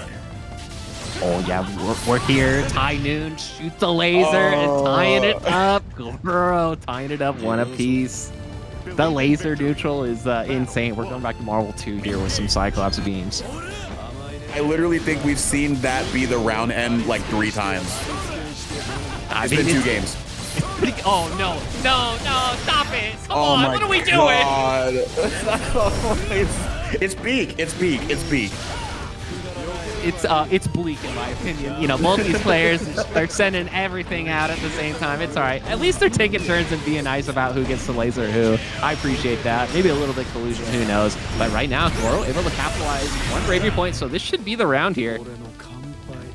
Yeah, the respect ended right there, just being able to run up with that close L and link it into that close H for huge damage right there. And one of the changes that Abel got, not necessarily getting the same cash out combos that he did before. However, the average route still does a considerable amount of damage while also lessening the amount of health that he takes to get higher average damage on each interaction. So that's actually a pretty good change for the stability of this character. And you're kind of seeing it at play every now and again with these touches, but even then, it only takes 1 for the health bar to go away regardless. Yep, gonna be able to link the ult Rekka 2 into the air reset. Gets the throw punish there too. Kamel 1 hit away and gonna be able to find it here. Pretty easy stabilization. We're going to the last game, last round, folks. Chat having a tough time kind of deciphering. What are you guys talking about? Like, you see one Able do something and the other Able's health goes down. Like, it's that easy. I mean, they both kind of go down at the same time, but it's that easy. It's that easy. I don't understand. Honestly, the problem. I have no clue who is getting hit because both of their healths go down at the same time. So I'm just going to assume it's one of them. But right now, Goro, I don't know, player 1 side, player 2 side, they're looking pretty good here. Plenty of life, 1 bravery point apiece. 63 meters, gonna be really challenging. Gonna be able to capitalize though. This might actually be enough to get the kill. Yeah, this is what I'm talking about. The far edge gonna provide a lethal extension right there. Got the spot dodge on the 2-1-4U again. No punish, but still gonna be able to go into the low ender from the. Isn't it? I believe it's a NorCal player. I'm not entirely sure. I do know Insa on the Zoe for sure. One of the last remaining Zoe talking about underrepresented character. This is definitely a character that you do not see a lot of. You see Sin and Insa are really the last two believers. Koji Kofil kind of dropping the character for Beatrix, but we are going to drop some big damage here with Gran. Beatrix is my lover, loving the damage right there after that close H. Trying to go for the heavy boot, but the last boot is not connecting there. Good blocks. Yeah, a missing link there on the ult lariat, but able to find the hit anyways. Beatrix is my lover, confirmed to be Vermilion, a NorCal player. Thank you, more chronic.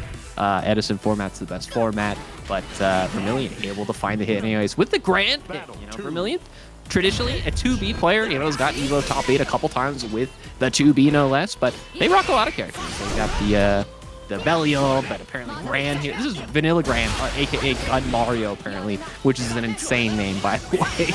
But look, yeah, find good Mario, progress. the protagonist with the shotgun, of course, the big damage that he gets.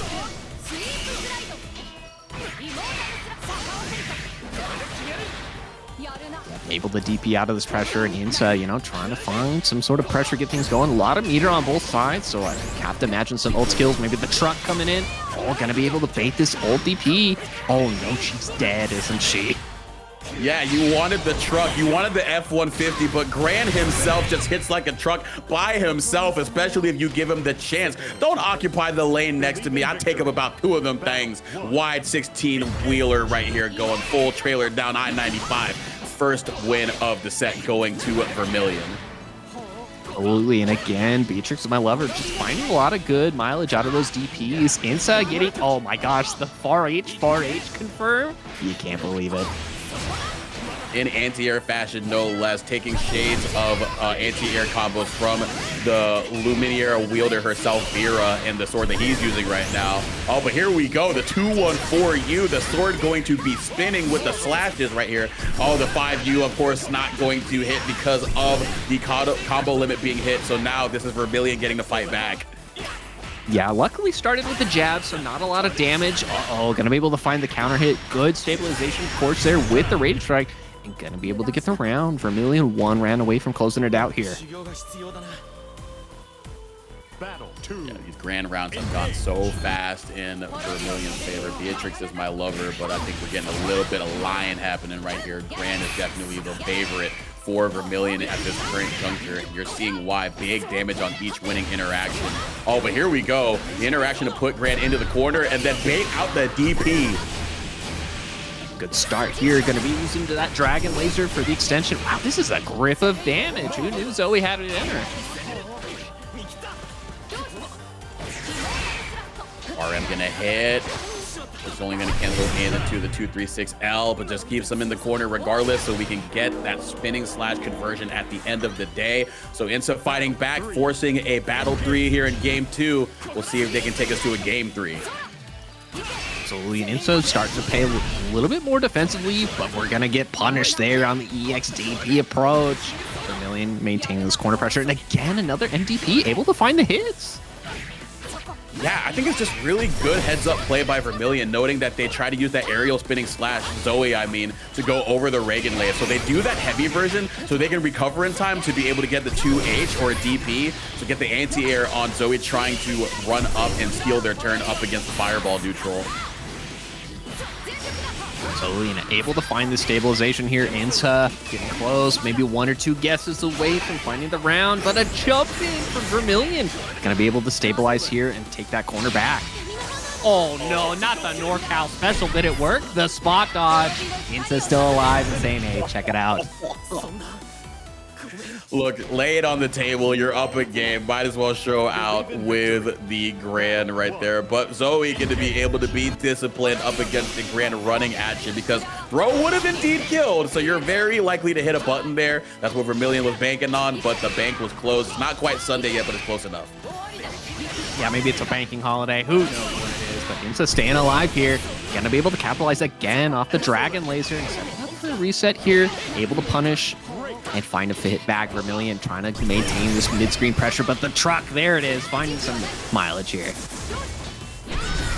Oh, trying to find some mileage out of that cross-up, but still going to be able to find the big hit. Unfortunately, couldn't get the full link after the fact. So we're back to the corner, and Das Boot going to connect the Tims from across the court. Looking like the New York Knicks right here, and going to be able to put them through the Bahamut. Blender, big old damage from the Dragon, unwrapping the binds. And now, Zoe finding themselves in a really tough spot. Did they mash on it? That was a Barret, clearly, and Insa the challenge and take the round, you know, good awareness. Maybe punishing the run ending lag, who knows what it is, but, you know, clearly these players have played each other a good amount of time and ready for each other's pressure reset options. So here we go, trying to go back into that neutral. Once again, sniping out the 623H. Aerial spinning slash denied. Didn't even need a fireball to prompt it. Just ready all the same. And now just throwing out these 5Hs, daring you to run into it. I'm going to swing my sword, and if you run into it, it's your own fault. And that is going to be round 2 for Vermilion. Absolutely, yeah, tying it up here, going to the last game, last round. We've seen some good responses here from Insa. Gonna be able to find the Dragon Fireball, but good block there from Vermilion, no less. And again, we're like 4 for 4 on those EXDP punishes. Okay, PC gets over to the other end, being able to block PC as well. Meeting of the minds with the fireball, but the F-150 going to emerge victorious over the ultimate Reagan Lave. Now just gonna keep them in the corner with this bar M, but Gran finding the right time to mash on out of there, but we're right back. U Thunder does not find its mark. Bar H does, but we couldn't quite get the combo. Yeah, we're getting down to it. No bravery points left. Oh, no punish there either, but gonna maintain their turn. 1 bravery point left for Insa, so not taking full damage yet, but oh man, somebody's gonna die here in like 4 seconds. Oh no. Are you dead? Not quite juggling. Oh my goodness, the run up BP, the bravery on it. Say, hey, I have no brave points, but here we saw at the start. So it's almost poetic that we're starting an image with MicroPene.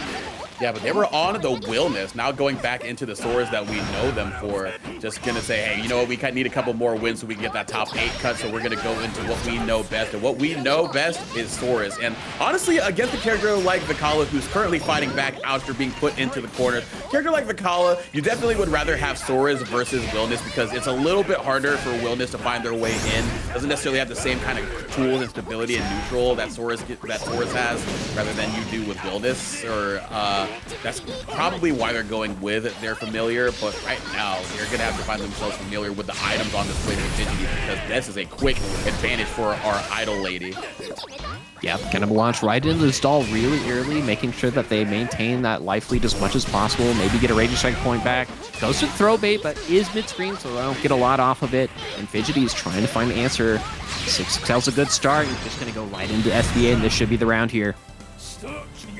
I'm glad we didn't go to the cinematic, because look, there are children at these concerts. We don't need this man running around in his underwear scaring them off. But here we go. Keeping a kid-friendly environment, there is Vikala. Keeping it real safe, especially with the ender there. The SSBA is all you need. And now we're going right back into where we started in that first round. But Fidgety's found a way to fight back, especially challenging the gap there, but couldn't quite get the most after that 2M. So we're still in there, and we're going to be subject to the ultimate volcanic punch throw bait.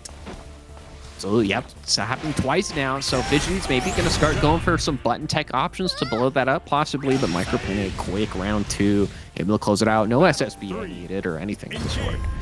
We'll see how it challenges. We've seen a couple options, too, from MicroPene, recognizing that, hey, this is zoning hell, right? So let me use 668. It's forward advancing. I don't have to worry about any sort of specials or anything, because it has armor properties, except for the rats, I guess. 5U to get additional armor and more defense when you do the installs. Also, really good choice. So right now, Fidgety's doing really well in this matchup here. Yeah, with that armor add up too, so you get more defense against a character who doesn't have the most damage but also has low health. That can really help out with the interactions, but 2 cannonballs to keep the combo standing, so you don't proc combo limit yet. Didn't even have access to SBA, didn't need it. The meterless confirmed there for Fidgety's. Had a 2-1-4U in the back pocket if they needed it, but only needed to sound the trumpets. The brass sing the victory tune for game 1 of Vikala's favor. So again, we're starting to see again that armor coming in. They're going to armor up against that bomb, but Fidgety's ready to punish this time. It does have some recovery.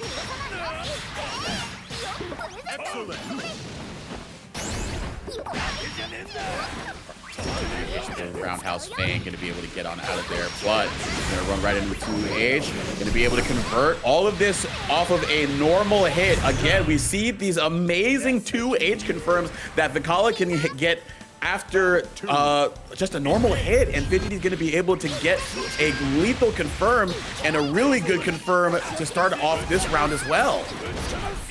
The rush punch, the challenge, the bear trap set. Good awareness there from MicroPene. Able to block the high, but yeah, due to the pushback, it was safe and able to capitalize with the trap. All this block's done is just waiting, giving me time to think about when I can 6-2-3 you on out of there. Trying to BC as well, but nothing doing. We sniffed that out as Vikala, setting up a couple of cannons. Spike ball, not enough hits done to catch him, and that hit done as well as they were running up. Back throw. Yeah, MicroPene trying to find some answer. I cannot read that rocket. Like, hey, let me do an alley-oop here and combo into myself, no problem. And the Tiger Shot gonna be able to close it out there. Fidgety's with the quick 2-0. Going up against the Siegfried in Azure King Jordan.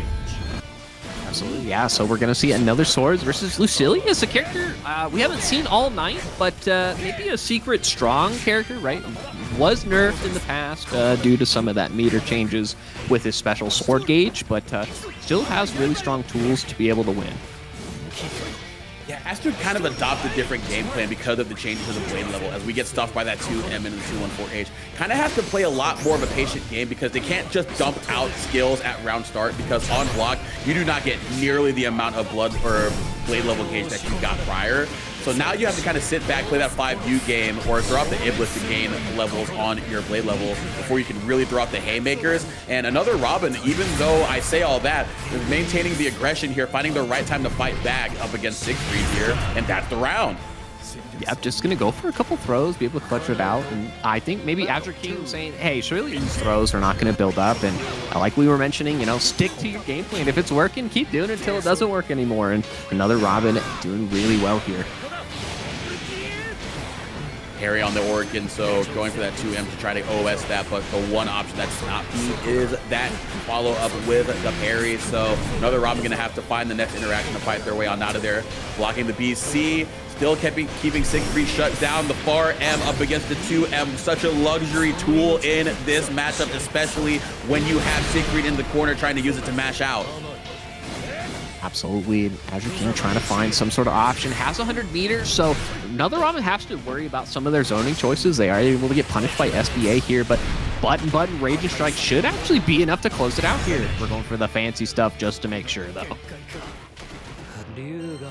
Yeah, we didn't even get to see too much blade level shenanigans there from Lucilius because they gave Siegfried space, and I guess against Siegfried, it's kind of tough to play that waiting game to throw out that 5U because Siegfried has a lot of ways to deter you from doing that, especially with that Nela Fireball. The heavy version does a really good job of shutting that game plan down. So another Robin just saying, you know what, I'm not going to dump out my cooldowns early, just going to play the waiting game a little bit and then use the offense when I get the successful strike to be able to mount my game plan from there. Fortune drop on that 6-6-H, trying to get that additional corner pressure. You know, one of the problems too with Lucilius is that even though they get the throw, it does not build that sword gauge, and right now Azure King able to capitalize on that counter hit, and it's looking really good for them right now. Jump over on the other side, but we snipe it out with the 2H. Could have gotten so much more damage right there. Just quite not ready to confirm into what would have otherwise been the death of Lucilius. So that's going to be something that's going to be sitting in the back of George's mind there. That could have been the round. And instead, Robin gets a chance to run the corner gamut, but the back throw going to work out. Yeah, immediate throw on Wake Up, able to challenge. You do have that throw protection, so it's built out pretty well. And right away tying up that, or not tying up, but taking the round counter damage here. Another Robin here now going to be forced in the corner by that EX Fireball, but hit throw able to get some good starting.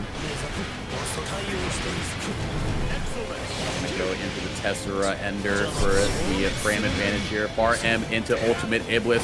Jump on over the 5U follow-up.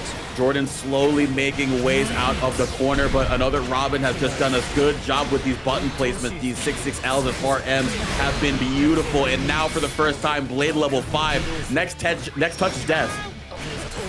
Go for the EX Orkin, but not quite enough to capitalize. Wake up, SSBA. It's gonna find the hit too. No diamonds left. Another Robin gonna be taking full damage from this.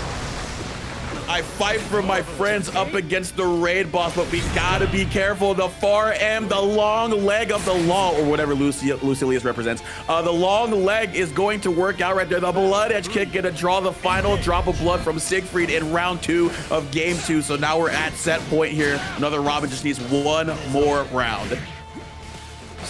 All of a sudden here, again, another Robin finding really good progress there with those crouching 6-6Ls and being able to build up some of the sword gauge too, no less.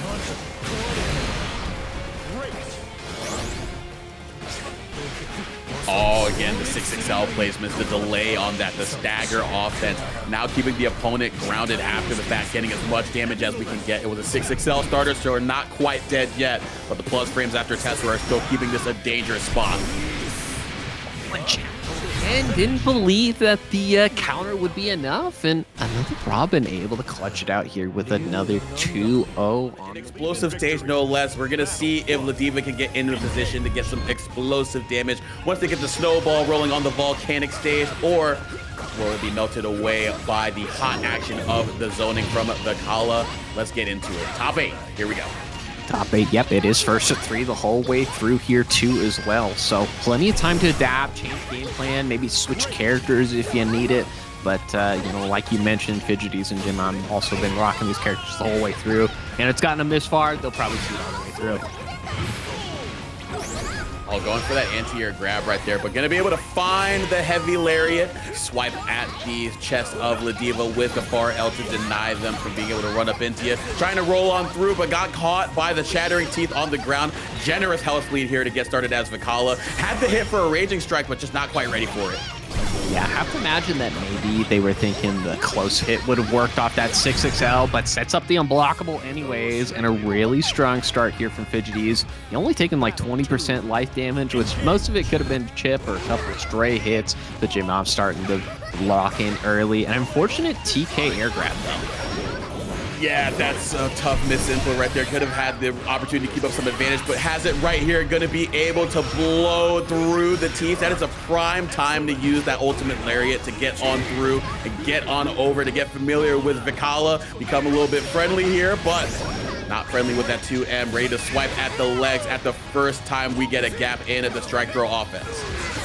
Absolutely, Jimon finding the way in with the lariats too. This actually should be the round here, just like that. Jimon tying it up. They only needed those 1 or 2 interactions to find their way in. That life deficit is such a critical factor here in this matchup.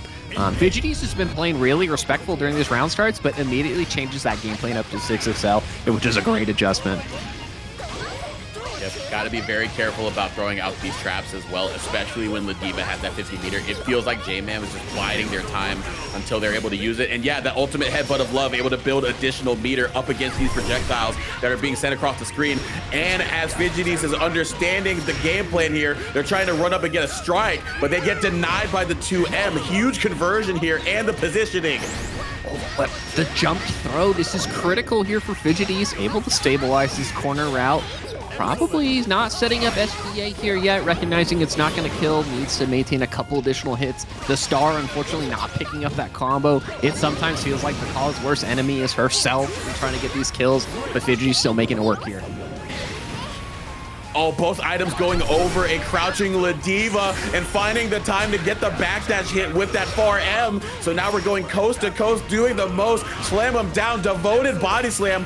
One more guess and you held up. So we go with the close L. The Grappler mind games already in effect. J-Man getting the first game. Believe in victory.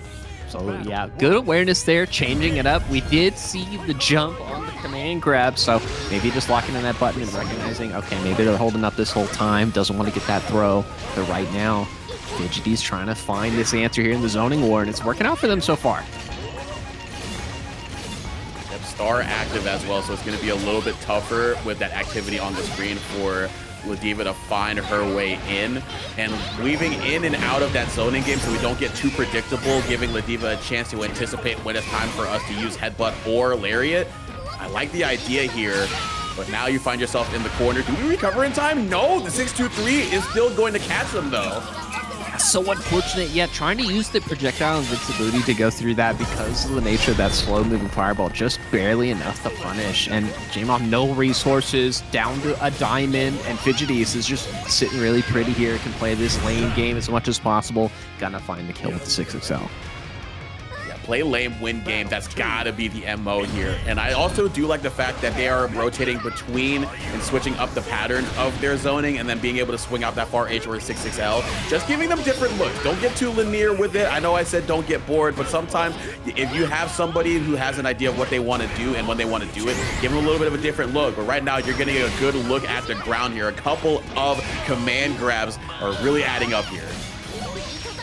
And right now, Fidgety is trying to build up some damage here, but one diamond left, so going to be taking additional damage, and that could be the matter of life or death off of a single command grab too, especially blocking that BC there, additional chip damage. J-Mom still not out of it yet though, has plenty of life lead, so can lame it out a little bit and force Fidgeties to come in, but finds the air unblockable. This is super critical start for Fidgeties here.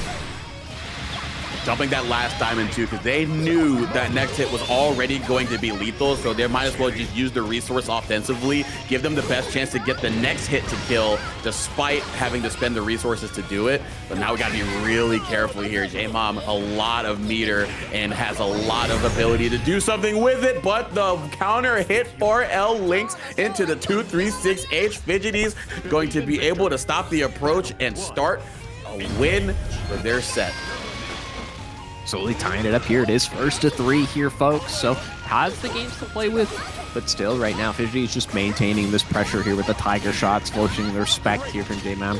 And it's working out really good so far. 50 meter available for both players now, though.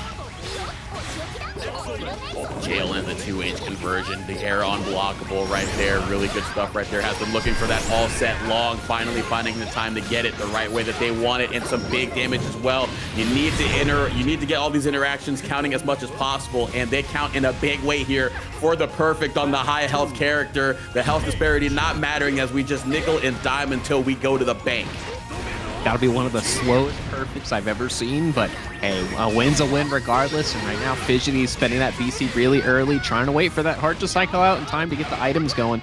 And they find hit. Spike Ball's going to be a good addition to get some combos going, but an unfortunate drop there. Yeah, just tight link right there with the spike ball confirm onto the ground here. But even on block, reset into that 236U to create some space, especially since now you have that health advantage.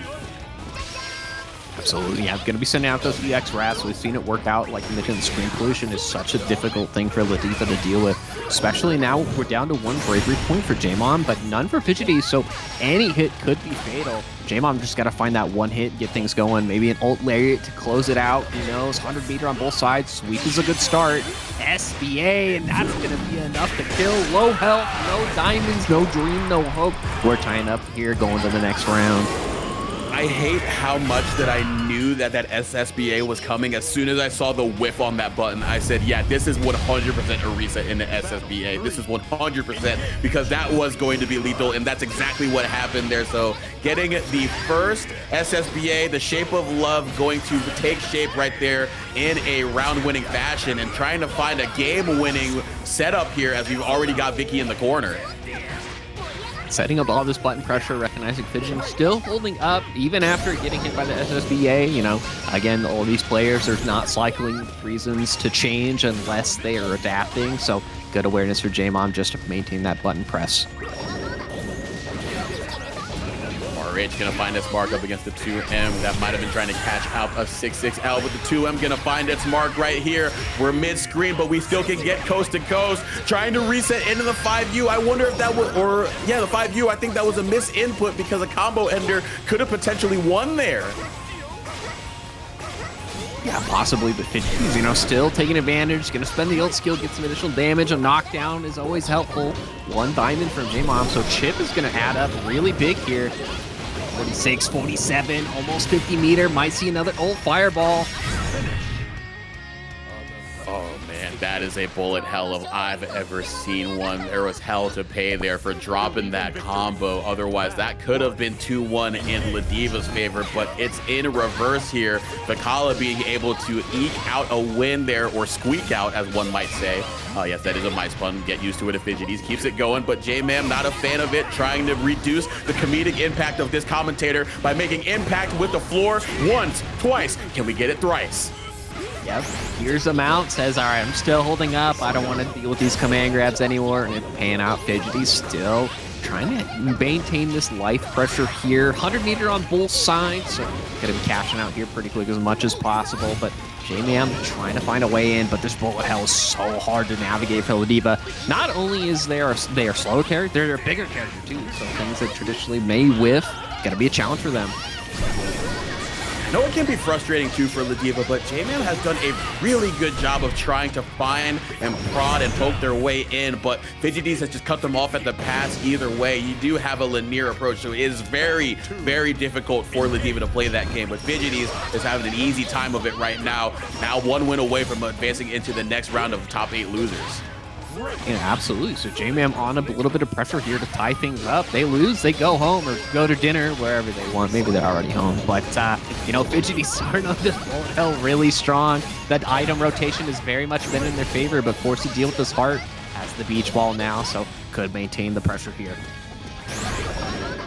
Beware the special cancels right there, but Fidgety's doing a really good job of keeping their offense very safe, not getting away with anything too foolish right there. And yeah, trying to go into the overhead. Far H gonna snipe out the attempt at a lariat right there, and then the 2-3-6-U with the star on the screen. Yet another perfect. But Abidabi on player 2's side, rocking the Vasaraga, one of the secret menaces of this game. You know, had a lot of buffs and definitely a higher execution character than, you know, maybe some of the other casts. So, and a lot of good patience. And Zerom, of course, going to be able to navigate around those big buttons. Zerom, no stranger into these top 8s for many big brackets. So we'll see how they lock in.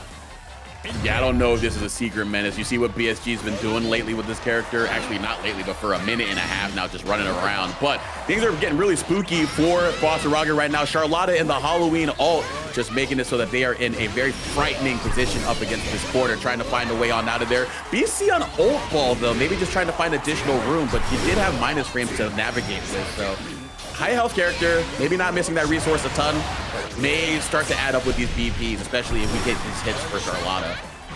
Yeah, and good recognition, holding the dash back to punish the lariat there from Abidabi. Down to 1 diamond, so going to be taking additional damage here. Armor meter still a factor. The old fireball going to find a hit, and they should be able to armor up here, but going to bait the DP instead, but no punish, unfortunate. Yeah, that was the light DP, so at -4 it was going to be a really tough ask for Vasaraga to really do anything to get their turn back, especially at that range.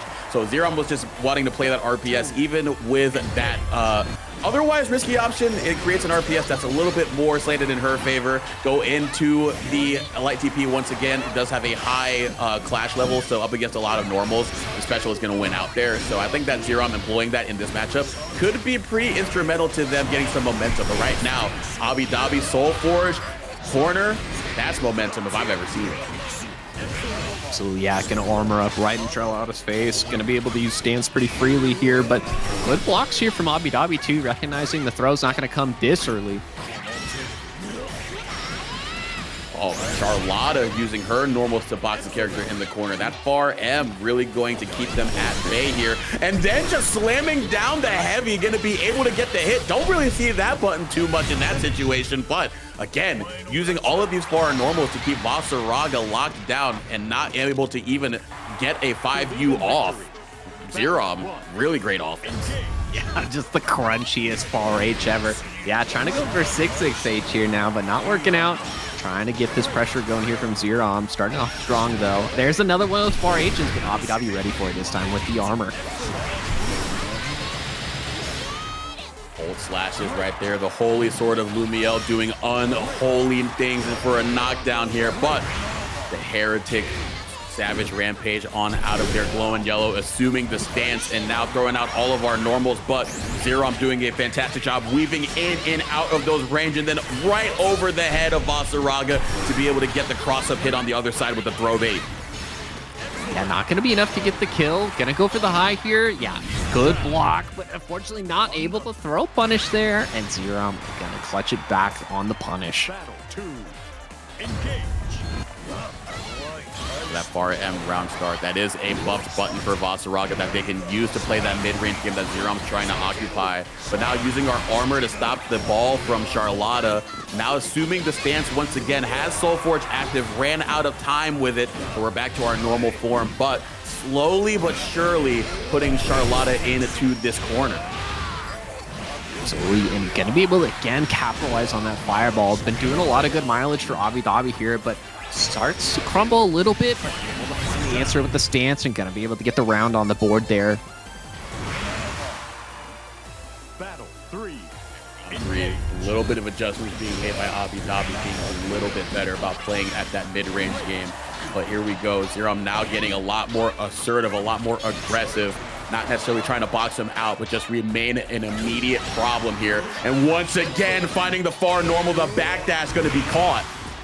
Yeah, and getting that ground pound is so critical, but Avi able to challenge Zerom. Well, you know, one of the really good things for VanillaLofi in this matchup is the fireball is able to cover a lot of spaces that Charlotta wants to approach. She does have the hop, of course, but if you're not pressuring right and right in their face, you could be in trouble.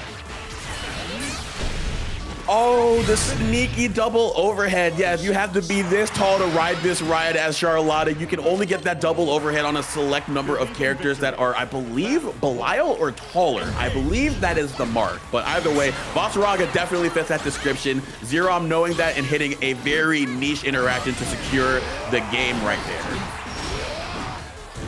Yeah, Zerom's showing off all the cool tricks and all the character knowledge here. Really good start. Not going to be quite enough here to pressure, and yeah, sending that BC early with Avidavi is probably the right choice. Of course, not a lot of reversals available, and you know, VanillaLofi's reversals are not necessarily the strongest against a player who's ready to react, and we've seen Zerom challenge a lot of these reaction checks really correctly too. Yeah, and oh, as we get the double overhead once again. Yeah, it's kind of hard for Avidavi to pick a spot defensively to pop these ultimate reversals just because of the nature of how Zerom is running their offense. You have to worry about that demon flip RPS. Like, is she going to go for the command grab? Is she going to go for the low, the high? Because those can be made safe, and you can react to the flash if you go into the low and then jump after you react to the blue flash. So it's very tough to find a spot for VanillaLofi to take their turn back short of a BC on a spot on a 6XL or Sword Flashes. Here we go, though. Avidavi starting up this armor pressure, has the walk, and a couple cooldowns down, so gotta start this safer pressure and gonna be spending that ult meter to get things going. The Might DP, like you mentioned, high priority and able to challenge a lot of options here from Boss. Like confirm into the scoop, send them across the screen, get the 5U going, keep the armor flowing. And on the clash, it didn't quite work out. Even though we had armor in tow, a falling Charlotta was just ready with the JL. And now it's still all Zerom, but Avidavi getting the BC to fight on out. But this is a tough spot. Yeah. Yeah. Yeah, three, but it's going to be Galleon versus the 2B. So we'll see what's going on here. Absolutely. I mean, I think we saw a similar matchup in the past, right? Didn't Yoru fight another Galleon, if I'm not mistaken? Maybe yes, during. I believe so. Yes. Yeah. So, you know, it's going to be kind of an interesting run back. We've seen maybe some buffer connection issues, and they're just playing it out. Always good respect, even in the top 8, making sure, okay, I want to have a fair fight as much as possible. And, of course, nothing, able to capitalize on it, finding these initial hits. Using that circle, of course, getting the rocket detonation, super critical to Galleon's success. Yep, programmer's note, it was actually a Yuel that we saw on stream, not a Galleon, so just remembered that. But I feel like there's a similar sort of game plan that they can adopt by using that bar H in neutral up against Galleon. Even though it's a little bit different in terms of why it works on Yuel, it's really good at holding down Galleon, who's trying to still use her good mid-range pokes to get started. But we can get started right here after getting the command grab to hit, and now we can get a big old fat slap to the robotic jaw of 2B, and that is going to be a killer one as we ascend into our dragon state for it. Absolutely, yeah, on the board here. And it's interesting that nothing really believes in the Galleon choice in this matchup. Nothing we've seen play a bunch of characters over their career, right? Typically known for their Ladiva. They do have a really strong Soras that has really good presence in line challenge on Lariats, which I think is a really good key factor against 2B, right? She has that far H pressure reset with gunshot or the pod throw, or maybe using one of your enders, of course. But I think the Galleon is definitely maybe a comfort pick, or they just really believe in this character.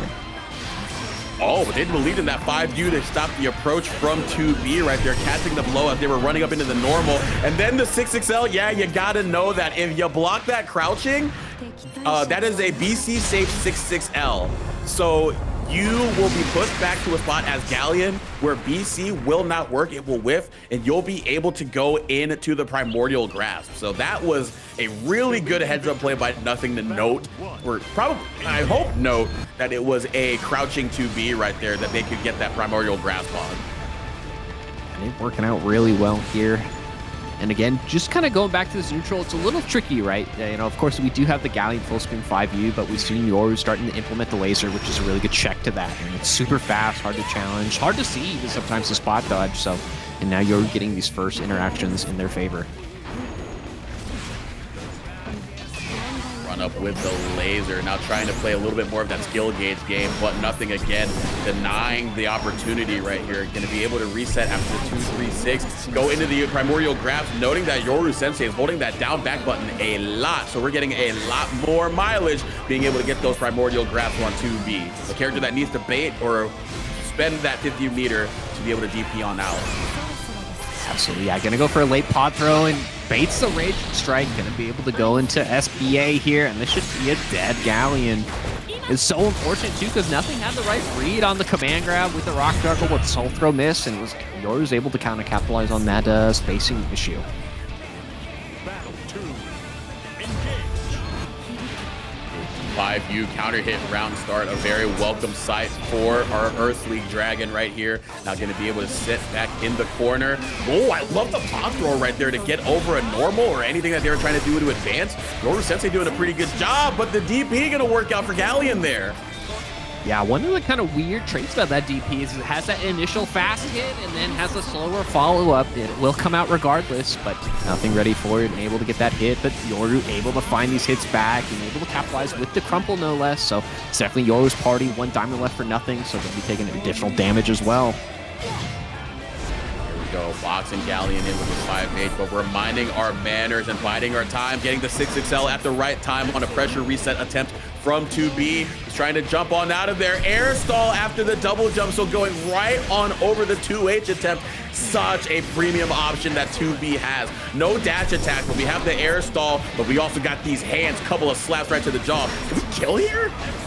Oh, not quite. Yeah, didn't have quite enough meter, but able to clutch it out with a rock anyways. That float was such a strong option, and it really puts Yoru in that driver's seat saying, all right, I'm waiting for you to whiff.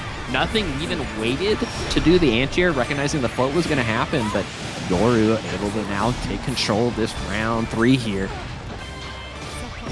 Jumping over the auto combo, that's something that Nothing has gone into the well for a couple of times. Hasn't quite been punished for it yet. Yoru not ready to 2H or anti-air Galleon. Trying to 2H 2B on the other side, but it's a little bit harder to do to your opponent because this character has just so many different ways to be in the skies, man. Oh yeah, gonna punch the backdash, but unfortunately not able to capitalize on it. And Yoru finding the hit, but not able to capitalize as well. Both players a little bit nervous here. But Nothing stuck in the corner here. Doesn't have a lot of meter. Has maybe 1 reversal in the tank, but Yoru just such in a premium position here to get things going. The DP finds the hit.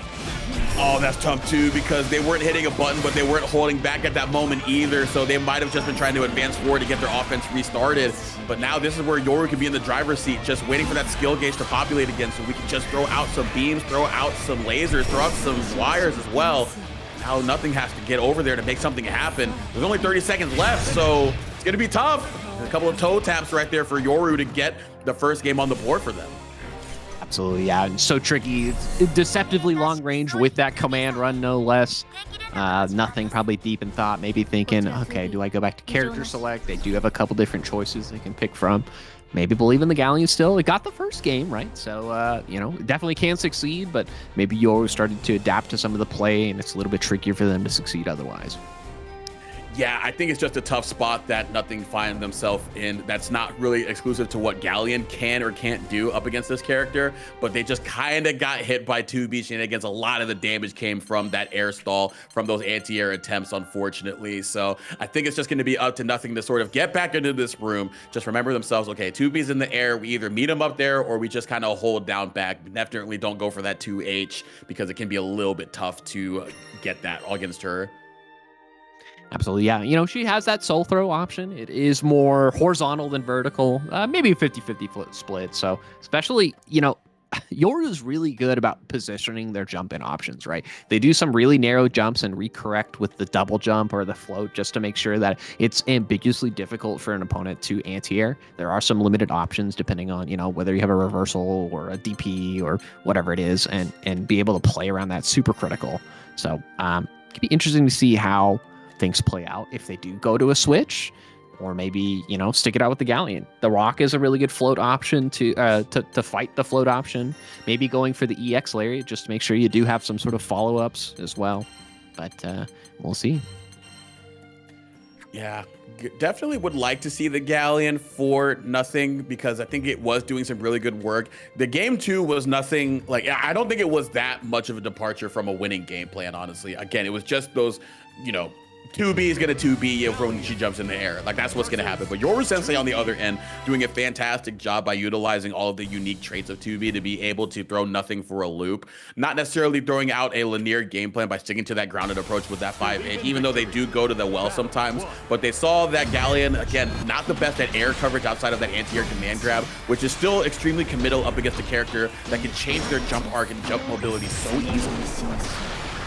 Absolutely nothing. Yeah, believing with this Galleon, finding an initial command grab, which is great with damage to get things going, but the jump in from Yoru, able to find a hit. You know, one of the challenges we mentioned previously when Yoru's on stream is Tubbie's damage output is definitely not as good. There's very limited options for Tubbie to cash out big damage, and this is definitely one of them. Has the corner, has all these grounded approaches too, so able to get things going, but you know, Nothing, not quite out of it yet. 100 meter available. That reversal barely working there. Not a lot of damage, but, you know, being able to take your turn back is super critical against this character. Oh, but a critical hit with the 2H. I was mentioning how it was difficult for them to catch Nothing take to the skies up against when they thought that they were going to go for an auto combo, because they've really gone to that well a couple of times, so much that Lassie remembers the name of the person down there. But Yoru this time just sitting back waiting for Galleon to take to the skies, as we saw right there. Similar interaction right there. Once they think that 5H is coming out, they're going to try to jump on out of there. So we'll see if Yoru goes right back into that 2H situation, get a bit of damage right there. Oh, unfortunate input error there for the command grab. Maybe trying to challenge the run, but you're able to capitalize on it no less. It does have a bit of startup there, and it's looking pretty brutal for Nothing. Has 100 meter though, so could make some reversals happen here. Down to 2 diamonds apiece. Holding down back right here, and it's really tough because you don't get a reversal super because 2B can just react to the super flash. So it's really going to be the DP all or nothing, or just finding the right time to get on out of there. Had the chance to roll out of that ultimate ore, but they just weren't quite ready for that. So I know you're thinking about the wire, you're thinking about other blue skills, but yeah, you're not giving yourself the chances that 2B is affording you when she goes into that ultimate orb. Oh yeah, nothing on chip out point here, but Yoru, oh yeah, I believe the DP was coming out immediately, but the delayed DP able to challenge and get the kill. Such a tricky situation. Nothing had to really guess right a couple of times there, and it not working out. But the game count going to Yoru's favor right now, and a strong start here to game 4. 5H starter right there, looking for that 6-6L to get out of there, but again, just not quite able to get the offense started here. Baiting out the BC with the parry. Yoru extremely locked into Nothing's habits currently. We'll see what they do to switch it up. Yeah, after that +3, they've gotten to that primordial grasp a couple of times, but I think Yoru Sensei may be logging that for right now, and it's just saying, you know what, I'll take the throw for right now, not a ton of damage. Absolutely, and right now, you know, Yoru doing a really good job of navigating this pressure and just waiting for Nothing to make a mistake and react to it. 2B does have all the tools to play a reactionary style and maintain that lead, and it's so tricky. Yoru here on set point. air right there. Again, just sniping out when nothing wants to approach, just knowing how they want to do it as well. Seems like nothing's gonna have to figure something out here to get started, because right now Yoru Sensei is doing everything right. Absolutely, but nothing. Making a good guess there too with the reversal, able to start their own pressure, but the reversal back from Yoru, being able to use the counter, finds the air hit, but you know, gonna cash out just a little bit early, delete the diamond, get the additional damage, and just easy stabilization is critical. Not gonna be dead, but it's looking pretty brutal for nothing right now. Letting the pod down, keep the position going. And yeah, this is just such a tough spot. Got to bet on a 6XL, got to bet on something. Took to the skies once again, but Yoru Sensei's Inspector. Jita versus Percival. And I saw some people in chat saying Jita, not necessarily somebody that can run away with the game like other characters can. I know this is a nerfed version of her, probably the weakest that we've seen in the history of the game, honestly, but still, the all-arounder can do some pretty good stuff, especially when you have a solid playstyle like Niantic does. So I mean this kind of echoes, you know, Granblue vanilla top 8s and whatnot with Gamera and Torora, right? So taking it back retro style, Niantic starting off really strong here with this Jita pressure, and it's working out really well for them. Yeah, on Dust Coliseum, no less. Tell me you know Granblue without telling me you know Granblue. But here we go, trying to fight our way on out of there. Give ourselves shades of a vanilla pass right there with just hitting that big old stanky leg, converting into the heavy Rekka, and that is going to be the first round going to Jita. It's even the Tororo color too. Like, oh my god, it is. What's happening here? The lore matchup. You'll love to see it. But yeah, Niantic a really strong start. Like you're saying, hey, check this out. I'm Percival. I got some strong tools, and really taking an early advantage here.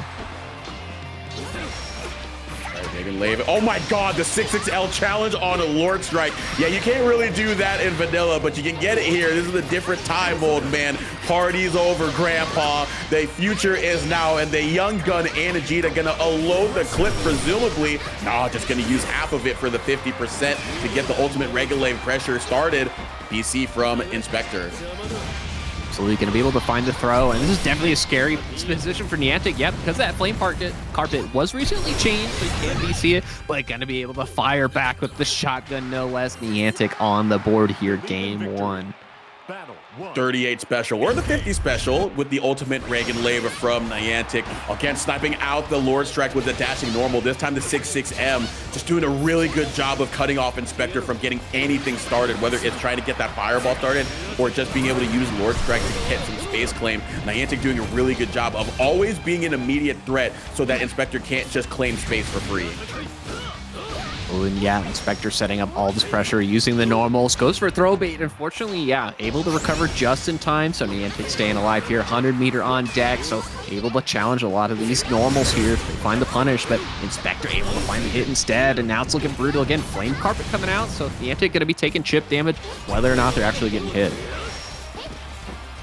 Right outside of it right there after the far H pushback, so we can mind our manners here, hold down back but nothing doing. We're just poking and prodding with that far M. The far H is the button everyone writes home about, but that far M picking up a little bit of calligraphy classes as well, being a very instrumental tool there to close out the round for Inspector. Absolutely. We've seen some interesting challenges here from Niantic when going for Lord Strike punishes, but not really working out. Inspector able to challenge the jump out, not able to find the full confirm there with the stab, no less, but it's all right. Definitely good positioning here for Inspector. Right, yeah, notice the double far L link. They always cancel into a button after the fact, so identification of that gap, of that offensive habit, finding the right time to get that DP on them there. But we DP offensively, the Granblue DP, -4. That's still my turn, baby. Do I need a reason, baby? Absolutely not. Inspector shelling off. Why this character is able to find these confirms, the DP to finish it, no less.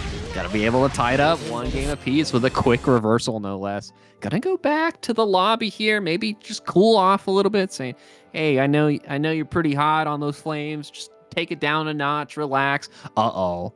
All right. The game was good for a while. We're seeing the true menace come out. We want to win. We want to win. Beatrix coming up against Percival. And look, man, hey, Percival's got a couple of things that can stuff Beatrix's approach with that riding free. That far edge covers a lot of distance. She also can't do that up against ground and fireballs such as Percival. But man, look, how many times have we seen Beatrix take a set from from Percival, man, at high level as well. Gamera versus Tororo already, but who knows? We'll see what Inspector has in tow, but Niantic right now doing a really good job starting things off. Yeah, I mean, still Gamera versus Tororo, right? Just new age meta. They recognize, oh, wait, this is Rising. My bad. Let me use that instead. It working out pretty good, but Inspector able to get this corner positioning. And yeah, throwing the flame carpet early, making sure that the BC is not really a factor. And gonna find that low on the hit. Oh my gosh, are they gonna be able to build enough? Oh yeah, it doesn't even matter. My goodness, they had more hits for days. Inspector taking the lead. Battle 2. HDP ender getting killed right there, but that was just quick, fast, and in a hurry. So Inspector feeling a little bit insulted that they're going into the Beatrix well. Maybe a little bit honored that they demanded a better character than Vita, that some would say. But right now, they just kind of want this girl out of here. I know it's Halloween, but put that costume away, ma'am. I mean, her other costumes, like, it's good. Like, you know, lady night, I guess, you know, riding free. But Inspector's saying, nah, dude, you can't hold forward forever. I'm going in. I find the hit. One hit away here. Not going to be easy for Niantic to climb back up. And Inspector just, yeah, placing these buttons where they need to. SBA is a factor. They're going to cash out immediately just to get that advantage going. Cinematic from that height as well. The SSBA going to do a grip of damage that we've all seen, we all know, we all love. Going into the safe jump as well. Trying to bait out something, but Inspector, even with 0 diamonds in their name, understands that they have the health lead. They have 50 meter. This is their game to lose, and they will not do that. Just going to go into the tick throw right here. Niantic not quite ready to answer back with anything at that moment. So Inspector up 2-1. So yeah, you know, Niantic making the right choices, right? Waiting for the flame carpet to come out and not even being able to block it, so they didn't get the refund or anything, but Inspector just putting on all that pressure. Niantic answering back here in game 4, though. Big start for them. Gonna go for the safe jump ender 2, set some pressure up. Finds another throw. Inspector trying to guess here. It could be another one. It absolutely is. One more hit could be game. That medium fireball Oki after throw is so deadly. Doesn't matter what character you're going against, you're going to get put right back into it. Oh, tried to go into, I think that might have been a miss input, but they got ultimate fireball. Oh, we got all 9 flame stocks as well. This could be a deadly next hit. And Niantic just saying, I will take the throw because the stocks are not missing that, man. No, yet. Now I'm going to throw down the flame carpet. There's the DP. Inspector. 4 throws into the bait, into the kill. Inspector here on set point. Now that was some good Granblue right there. Just saying, hey, you want to take the throw? Eventually, you cannot do that. And right when they understood that there was urgency in the situation, just held down back after conditioning them to get into that spot where they DP. Really good stuff right there from Inspector. And then finding the right time to mash out as well. Getting the Raging Strike, sent them all the way back. 4 stocks as well. Understanding how to really set the pace of the game and put a bit of urgency into Niantic's game plan. So we all gonna go for the Thunderbird, but yeah, recognizing it's going for the medium one, so able to walk out of it. Level 9 stacks again. Uh-oh, command grab.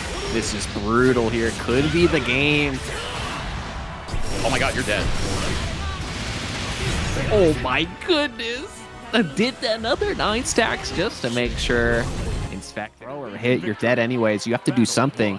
And they were able to answer and go in, but now we've got nothing in Fidgeties on the board. We are not seeing the Ladiva Nier repeat here. We're seeing the Swords this time. Yeah, they 100% are trying to get a better matchup. We saw this matchup play out between MicroPene and Fidgeties being very commanding in how they navigated that matchup. But Nothing may know a little bit of something right here as they got 2 throw baits after putting them into a very tough spot. So the early advantage right there, capitalizing on the bad defense of Vikala and the fidgety nature of the namesake to be able to get that first round. Yeah, and you know, we've seen Fidgeties fall for it a couple times. Those strike throw scenarios are a little tricky when you go for those throw baits, but right now Fidgeties able to set up this neutral a little bit better, setting up the fortress, so to speak. Cannons are out. Good luck trying to find their way in. Rush Punch is a good start, but Fidgeties able to push back with more cannons. Ultimate house bank feel our turn, but we feel our turn right back with the rocket ship. We're going on our trip in our favorite rocket ship. Little Einstein, genius work at play here with this zoning, setting out all of these traps right here, but be careful. There's 50 meter on the part of Vikala, or on the part of Soris, so gotta mind your manners when the ultimate punch is at play. Gonna use that EX pseudo DP just to crush options, but Fidgety's looking like they're gonna be able to secure that round with the cannons, no less. Had the stars just to get the additional juggles if needed, tying up the round count. All right, a few punches, not keen and mash right there. Still try to get some spacing traps going, but finally gonna find a spot to far L on out of there because nothing was just recycling through plus frames like they were going to a plant later on. But right now, BC to get away from Soras and set up a couple of cannons. Absolutely, yeah, nothing. Trying to find some sort of solution to this button pressure. Fidgety's has been doing a really good job of wearing the game plan pressure. You know, traditionally we just saw them set up all the zoning, but recognizing that nothing is another caliber of player to deal with and they have a different play style, they do have to do that kind of in and out boxing. Finds the air unblockable this time. I don't think this is death, but man, it could be close. Not going to be quite enough though.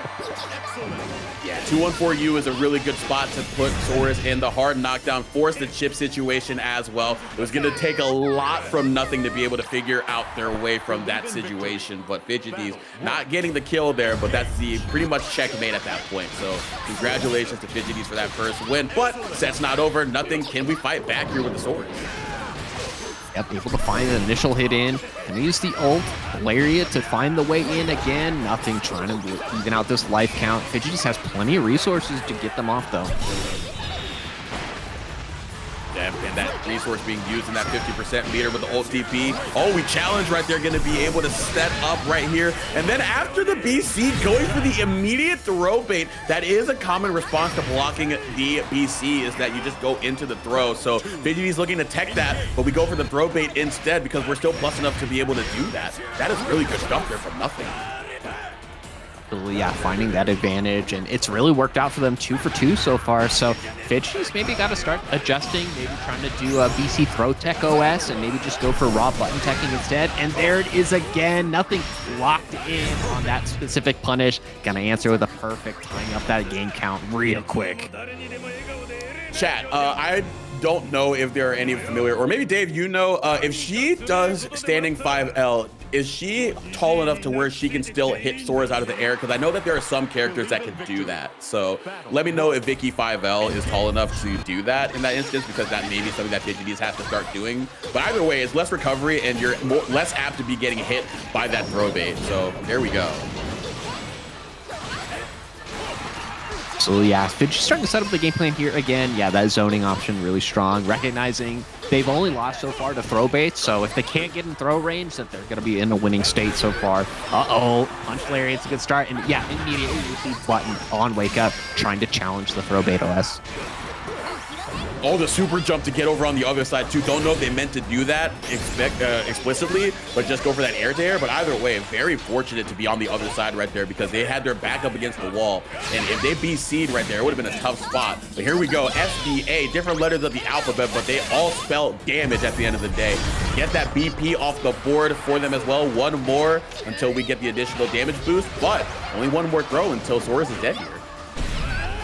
Uh-oh, crunchy start, but yeah, unfortunately not able to link that there and gonna get punished. Fidgety's maintaining that advantage there, going up here in the round count. Still tied 1-1 apiece, so could go in nothing's favor. Just gotta find those answers and maybe go for more throw baits, but we're starting to see some more buttons. Oh, just going for the raw ground strike instead. Running up behind the chattering teeth, and again on that RPS we always try to take our turn back with that roundhouse fang, and then honestly just like it was back then, just send out the rocket ship as well, the UDP on the other side of things. Now we're playing that zoning game. Ultimate roundhouse fang catching the 4H. So yeah, Fidgety's trying to play in and out of that play style. Maybe wait for nothing to whiff a DP or something, but down to no diamonds now. So any additional hit could be critical here. Nothing very much in the lead right now, but a good clash cancel. Fidgety's able to answer, staying alive here. 236U even on block, sets you at a very good spot of your Vicky. Cannons in front, cannons in the back, party everywhere, party all the time, but not one for partying right there. Serious business sticking out that far L into the Raging Strike right there. Nothing able to get round 2 in their favor. So game 3, we are deadlocked. Absolutely, yep. We are going for the throw, recognizing, all right, you know, I'll just take it. It's okay. maybe, and that could be another answer here for Fidgeties too. Just take the throw. It's all right. We see nothing utilized. Oh my gosh, the Lariat being slowed down by all the screen pollution. So unfortunate for nothing there, but able to find another Lariat in anyways.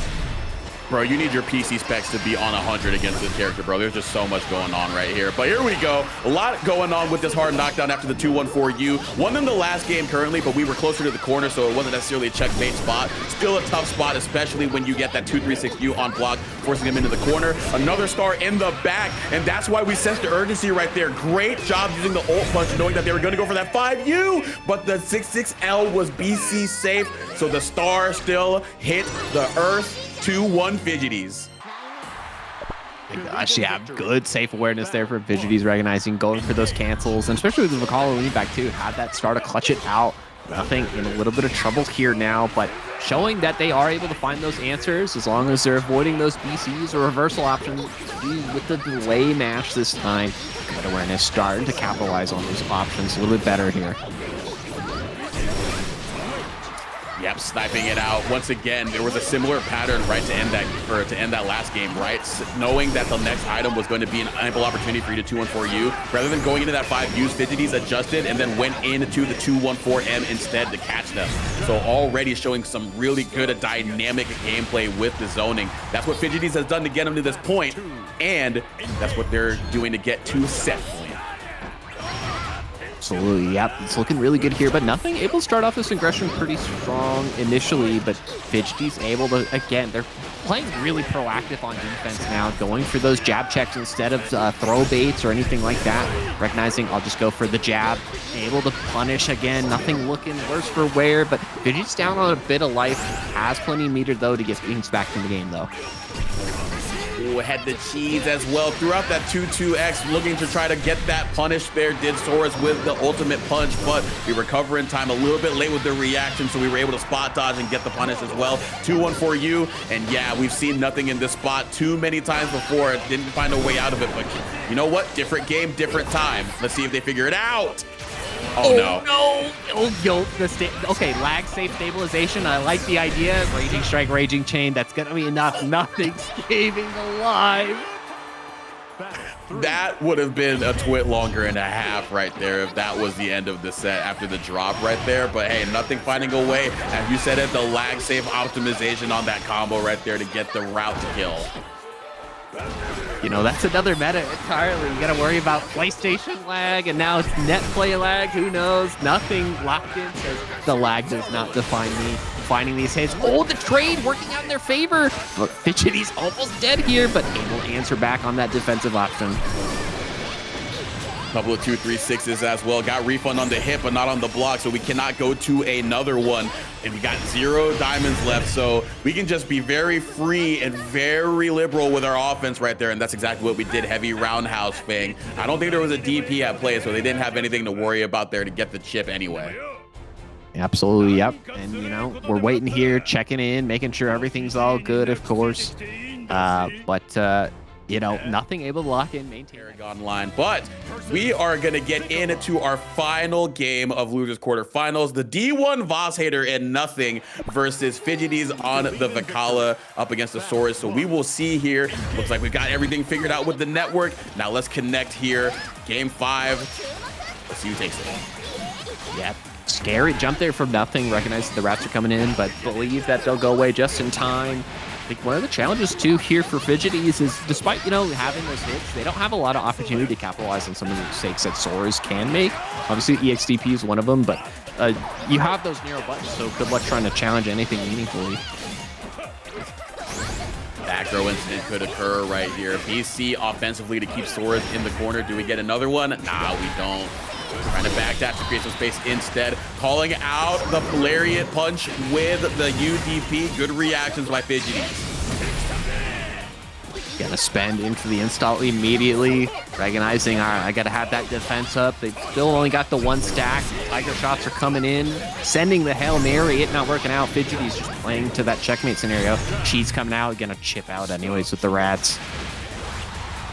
Yeah, again, that's really tough because Fidgeties is already knowing that nothing's looking for a bad item pull, one that doesn't necessarily have a hitbox until it goes into the cannon, finding that right time to advance. And Fidgeties is kind of 2 steps ahead in that aspect, calling them out each time. We saw them do that up against J-Mam earlier with the Ladiva, so Fidgeties is doing a really good job staying 2 steps ahead in that aspect. Absolutely able to challenge even on that jump. Really scary scenario. Fidgety's able to control using the item extension too. This is looking pretty brutal for nothing. SBA's coming out too just to get the additional damage. Take that diamond away, set up some potential real pressure here to get the game. Ring the dwarf out only one time. The chimes, the bells scream different, and will they be the song of victory, or the Saurus spoil the tune right here, trying to jump out, trying to make something happen here, but they just keep running into these active hitboxes between the spike ball and the bomb. Yeah, we got another cannonball coming up here. We got the rocket, though. Not going to be quite enough. Those reversals do not do that much damage, but we have plenty of cannons here set. Going to be forced to respect something here. Going to go for the install baby catch. Fidgety's making a mistake, but Fidgety's just playing the perfect outs right now. It's so critical here. Nothing on life support. Ship out is nearly a factor, and going to be able to punish the spot dodge and take it 3-2 over nothing. And the Beatrix, of course. He's saying the Jita was cool for a game, just, you know, just to get that quota in, but Beatrix is where it's at. Man, yeah, you think Zerom has gotten tired of seeing this character in bracket. I feel like they've seen them in every offline imaginable, especially as she's been at the top of the meta for so long. So Zerom might have a little bit of matchup familiarity, but Niantic could be a different breed of Beatrix that Zerom has seen to this point, because they have been showing that they are very good at minding their spacings with their character, especially when we saw them with the Jita. And when you're Beatrix in the hands of a really good player, that adds up immensely.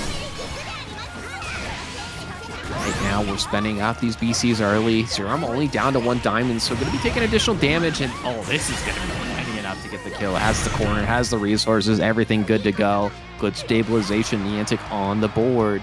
Battle 2. Engage.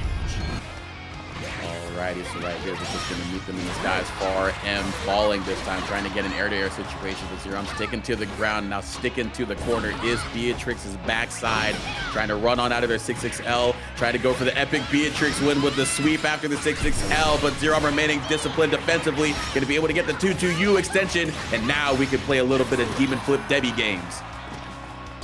Yeah, it's going to be on Niantic to figure out how to challenge that appropriately, but using the old Fireball, of course, just to make sure that they're maintaining that mid-screen pressure. Old BP back. I'm ready for it this time, though. Going to be able to counter it, and this actually might be enough to get the kill. Raging Strike, Raging Chain will be enough.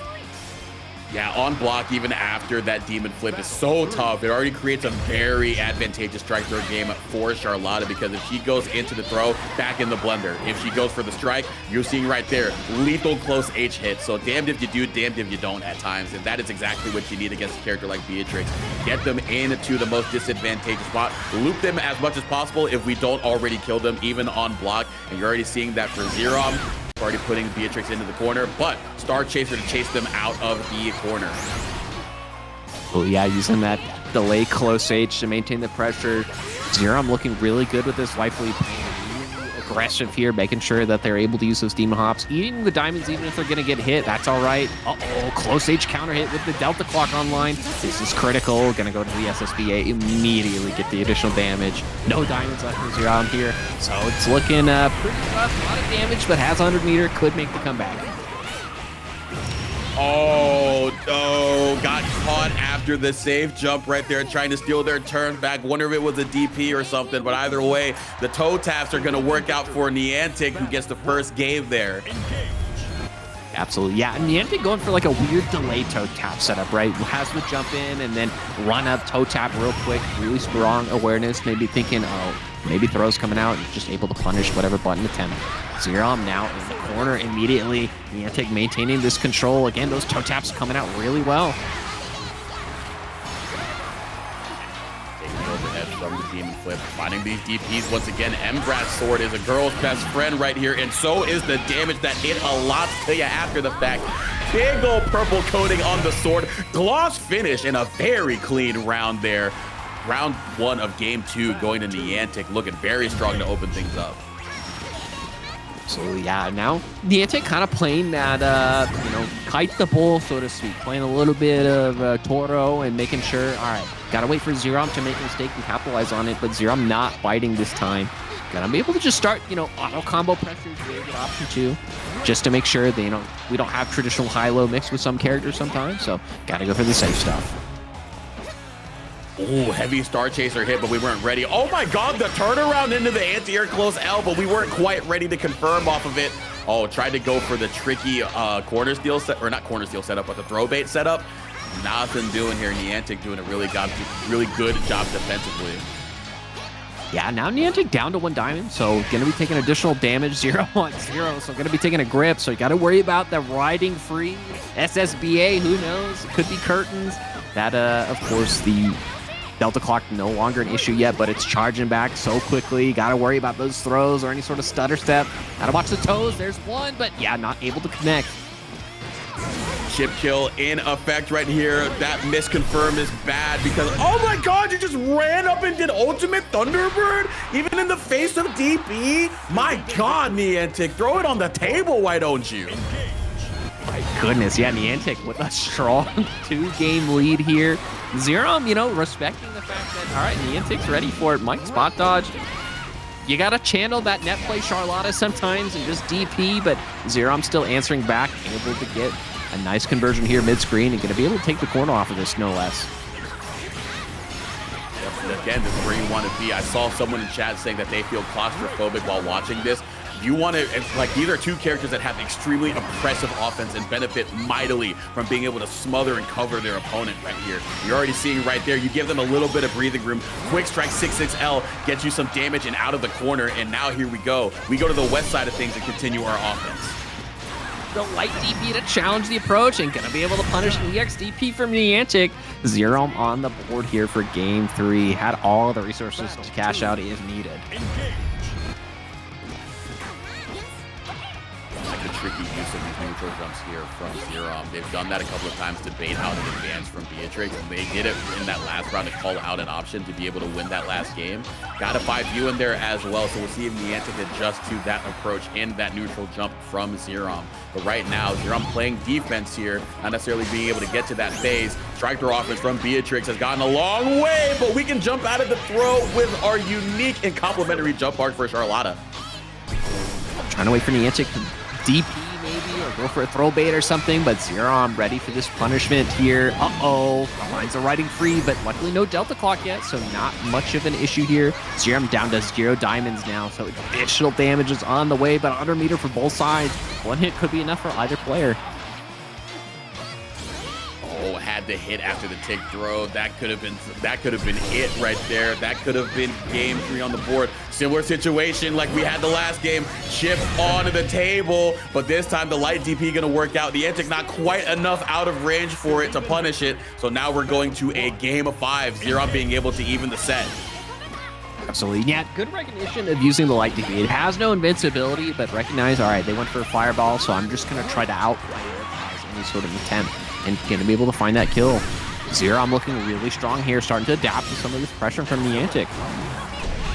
Oh, and yeah, adapting to the defensive habits as well. Big damage from the DP bait. Tried to go for the command grab, but really quick crouch there. Oh no, that's Charlotta problems, not being able to cover that angle. You have to light DP there, but I'm not sure if she had it at that point. So he got counter hit trying to anti-air, and that's going to be a bevy of damage for Beatrix. Absolutely answering back, and 1 diamond left, so very vulnerable to Raiding Strike, vulnerable to additional damage. SSBA is still on the table for Zerom. Gonna spend that cash immediately just to get the side switch. What the punish, and gonna be able to get the kill. Niantic 1 round away from moving on here. Bro, I swear I didn't know that that was going to cross up. So if I blocked 2-2-U and I got hit low on the other side and I couldn't get the punish, I would have been irate. But Niantic doing a really good job of being able to adjust defensively to that weird arc that the ultimate special was sending them at. Trying to jump over that 6-6L, got a couple of jumps, a little bit of a scrambling situation, but we thrive in those situations as Charlotta, going to be able to get some damage from that.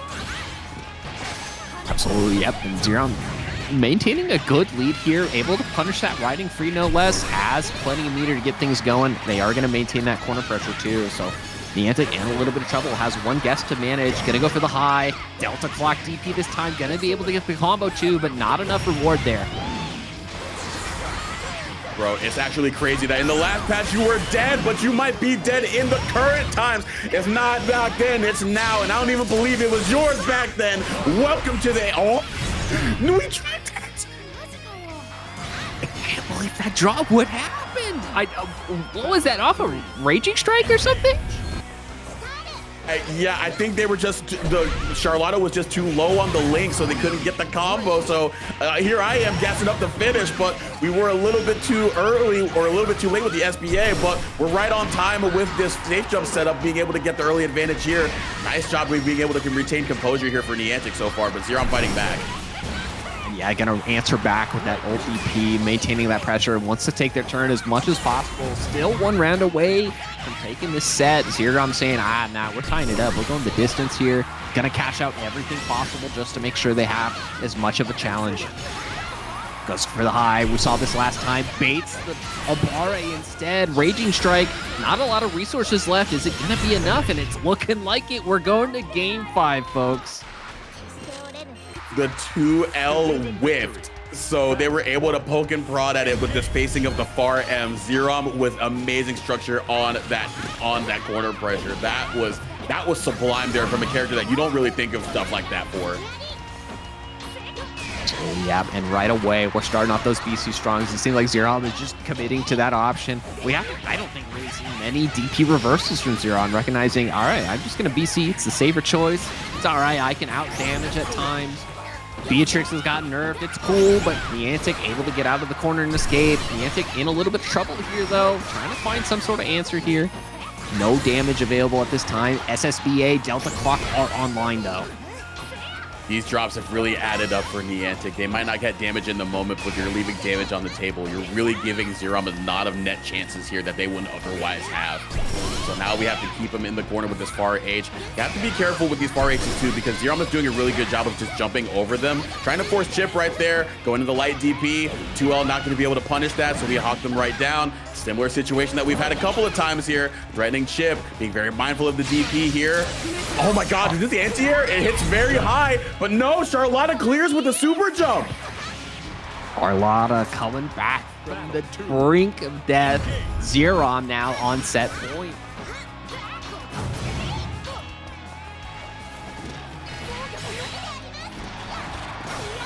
U.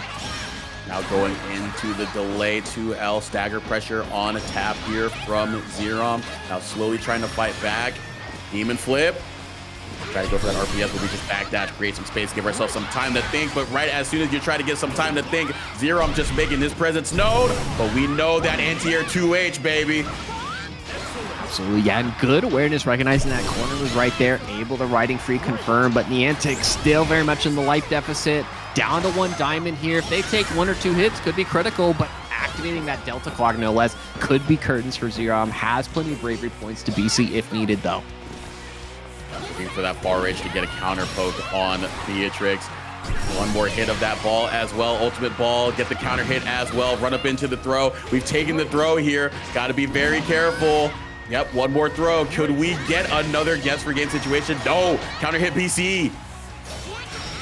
Yep, there's 100 hands. Yeah, I think Zerom's trying to look for a chip out scenario. Oh, but Delta Clock riding free. He's going to be able to clutch it. Niantic taking this all the way to last game, last round.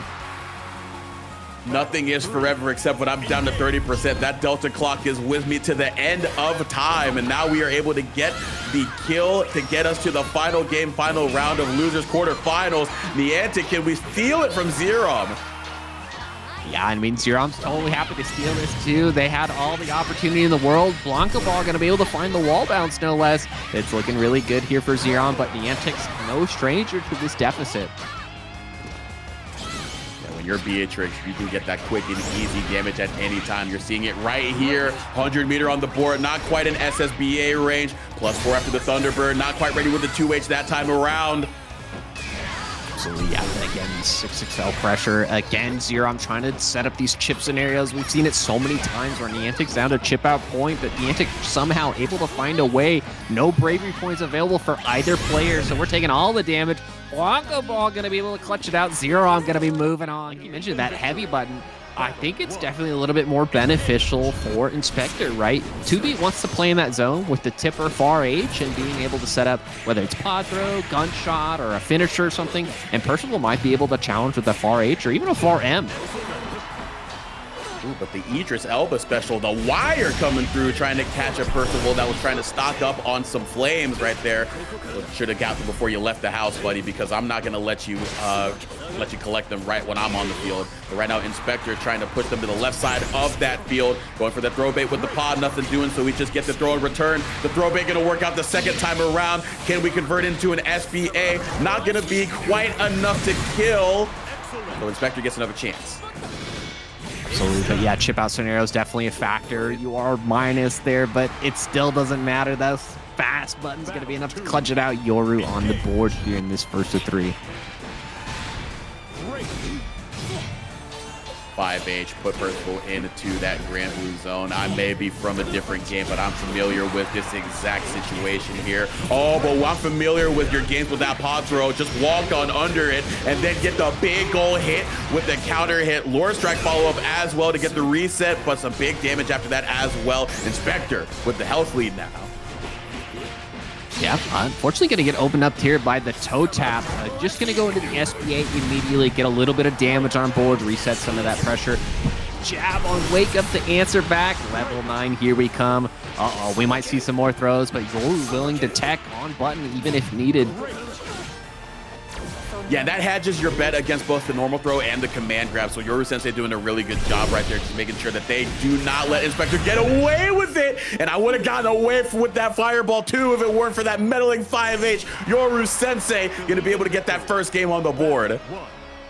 Absolutely looking really strong. That counter hit positioning just to make sure it'll happen. But Inspector, of course, not having it is first of 3, so has games to play with. Just to make sure, maybe taking some time to download and understand how Yoru's playing a little bit. And these two players definitely not strangers to each other right now. Yoru, though, cooking really well, maintaining that 5H pressure that they're loving so much.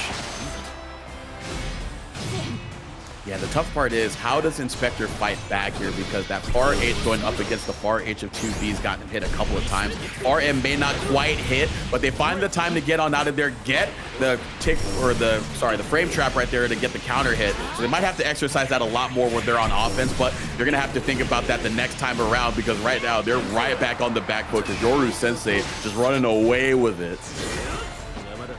Yeah, but has a lot of meter available. You know, it could be 1 or 2 hits, and they're coming back immediately. Yoru, good awareness, though, and navigating the fire projectiles, too. Flame Carpet's also a factor, but you're able to clutch it out. Again, we've seen a couple times, too, that run-up 2L. So strong. So ambiguously fast, too. Yeah, absolutely. And you're catching Inspector trying to gain distance by back walking. So that's going to be when you're not crouching. You're just going to be standing up. So Tubbie being able to run up that quickly and cover that is going to be very, very key here. And very, very key is sitting out of spacing where Percy's buttons, especially the medium ones, are not necessarily going to be able to hit Tubbie. So she gets the whiff punish 5H auto combo, already getting the severing assault ender with Percival landing on his back in the corner. Absolutely going to be able to challenge again with those fast buttons, able to hit confirm, no problem. Going to use the extension too with the hammer, skill gauge down a little bit, but still able to make this comeback here, no problem. Inspector has all the resources available to win. Jump in, going to be a big start here. Oh, baby, the UDP bait. You didn't want to hold it because I had 9 stocks, but look, everything is inevitable when I got 9 in the pocket, baby. That is going to be a big damage ender. Very stylish by the Lord of Flames, if I say so myself. Absolutely, yeah. I mean, when you got to spend it, absolutely. Inspector tying up this round count here. Game 2, you're not out of it by any means, though. Has all this pressure available. Inspector, uh-oh, DP on their side this time. You're ready for it, but an unfortunate drop. Would have been a delayed throw, get the tech as well. Flame Carpet, we mash on out of there. Very dangerous gambit by 2B right there, but it's still being respected here. Oh, the A-tier far H catching the stalling 2B. Absolutely, gonna use a laser, maybe try to get a crumple, Hail Mary or something. One bravery point left for Inspector, so going to be taking some additional damage. Big help for Yoru there, but has all the meter from Inspector's side. Lord Strike low this time, trying to set up some sort of additional pressure. Flame Strike not going to be quite enough, but the throw able to clutch it out. And Inspector tying it up, 1 game apiece. Man, oh man, oh man. Yoru Sensei had all the momentum, but Inspector answering the bell and answering the call very, very intelligently by being able to just really sit back and not give into the whiff punish game with that 5-8, just waiting for their turn and just play an honest or play honestly until it was their time to really start overextending on offense, because that's when Yoru has really started to flip the switch. But here we go. The whiff on the command grab is going to be really tough here. That's a lot of damage you gave to 2B for free. So yeah, now Inspector in a little bit of trouble here. This corner pressure is so strong from Yoru, recognizing, all right, let me just eat these bravery points. They're spending them like candy for free. But 100 meter on Inspector's side, this is definitely where they start winning. They have all the resources available to get things going. Able to throw punch, I think, the boba balls or who knows what. Yoru gonna get open up crouching too. This is so critical for Inspector. May not kill, but you're putting them down to 0 BP. This is also a lot of damage. It's also one of my favorite supers in the game. Don't get to see it too much, but you're gonna see a lot of flames getting swept up into the vortex here. One more throw can kill, so this strike throw game is very dangerous here. So we will see what Inspector does to keep up the advantage here up against a Yoru on their last breath. Wow, using the as a way, you know, recognizing chip out is a factor, but able to escape the throw no less too. Good awareness from Yoru Sensei. Gonna be taking this lead. Bro, that was an AoE hitbox if I've ever seen one. I think Inspector tried to walk under it once again, but it just did not go further enough or far enough to be able to get out of that hitbox. So that's tough by Inspector. But here we go. Yoru Sensei now putting Inspector into that East Coast corner once again that they tried to walk out of, and this time adjusting it so they were going to be able to get hit a little bit further back, and just maybe a little bit too late on the reaction that time around. Yeah, the trade that time, and now Inspector about tied up here on the life count. SBA is almost a factor for both players now. Boba Ball's coming out, Inspector respecting it there. But, you know, Lord Strike not going to be able to fully punish. Here, full fireball and the command grab. This could be enough. Added damage from the flame carpet as well. Yeah, you're trying to hold down back with the flame carpet in your face, and Inspector just being like, hey man, you're paying respect to the wrong god. This one don't answer prayers, because you better get really close and personal with the hands of the Lords of Flames. Good stuff right there with the strike throw once again. So yeah, I'm trying to go for some guard button tag, making sure, maybe thinking that button's coming out early, but you're able to capitalize anyways. And an unfortunate drop. Inspector ready for it this time. Here comes the 9 stacks again. You're in a little bit of trouble here. Doesn't want to get opened up. Seen the drop on that route a couple of times, so I'm wondering what's going on there, whether it's just the way that Percival is getting propped up there on the hit, or we're just a little bit off on when we go into that auto combo after the fact. But we're not off on the challenge on the mash right here, not off on the throw bait as well. Finally getting Inspector with it after they've been going for it all game. Just keep going down that same path until it works. Yoru Sensei now up 2-1 in winners finals. Believe in victory. Battle 1. Absolutely, yeah, looking like a nice lead here. Inspector's got to think about how do we adjust to this game plan. What are they getting opened up by? What are these challenges? Seems like the float has been doing really well for Yoru, in addition to just the pod mix too, making sure they maintain those plus frames. But that close, or the far end cancel is doing really well for Inspector as well. Another throw off an ult skill, no less. Yeah, that was indeed the orbs coming out instead of the DP, but the DP for Percival, yeah, a little bit too horizontal, or horizontally moving right there, so you get hit right there. Oh, got the counter hit as well, so we were able to link into the far L and get the Raging Strike after the fact. Really good stuff there. Heads up combo awareness from Inspector to be able to close out that round. Absolutely, now Inspector looking pretty good here, trying to tie up this game count. It's a little tricky. Gonna go for the jumping air stall too, just to maybe bait out an anti-air of sorts, but you're not biting this time. Not falling prey to the advancing run up from 2B either, just really just saying, hey, I'll just stand here. As I say that, they got caught standing off of a running up 2L. Yoru Sensei has gotten a lot out of that. Not a huge amount of damage, but it's what happens after. You get put into the corner, and this is where 2B can get her game plan going just by pressure and by better combos. Absolutely going to be able to spend that SBA, taking the diamond away. Inspector's been using those bravery points quite a bit. He's starting to punish them a little bit, but going to be able to send that strike back. 100 meter on deck, able to punish the sweep. It's looking pretty bleak. Yoru going to be able to close out the round and 1 round away from that grand final spot. Brother, no way that pod throw was able to outspace that far H. That is insane right there from Yoru right there. Just being able to glide very nicely over the sword, the long-reaching sword of Percival, and now we're going right into that East Coast corner once again. Yoru Sensei getting the advantage so early, and we are swinging for the fences here, catching them jumping. Absolutely, it's looking pretty good for Yoru. Inspector starting to answer a little bit more aggressively on that defense, using Abari as much as possible. Able to bait the BC and not find the anti-air anyways. 9 stacks on deck. Just gonna be able to challenge. And I don't know if this is enough. That's a pretty bad starter. Oh, it's not. Oh, that is so tough because that meaty would have worked, but they missed. Really trying to use their movement, their quick options. That's gonna be huge. Absolutely, yeah. And I think one of the challenges Zeron might have in this matchup too is due to Charlotta's weird jump arc, right? Not going to be able to build a lot of space, so maybe have to pair some options instead and try to find their way in that way. Rolling, of course, as system mechanic is an option, but got to worry about that low shot. And Fidgety's been doing such a good job of placing that variation of high and low tiger shot and bats, and you can't just roll that necessarily either. Oh man, that's a couple of soul reads. Oh, 3 soul reads right there. The 5U, or the far H, the 5U, and then just going for the demon flip Debbie command grab early. Zerom just letting Fidgeties know that they are not afraid to take a stand. Yeah, I mean, sometimes you gotta recognizing too that, you know, Vikala's damage output not nearly as high as some other characters, right? So it's okay to take some risks against this character too, especially if it's such a good reward. Wow, just run up DP and it paying off. That's crazy.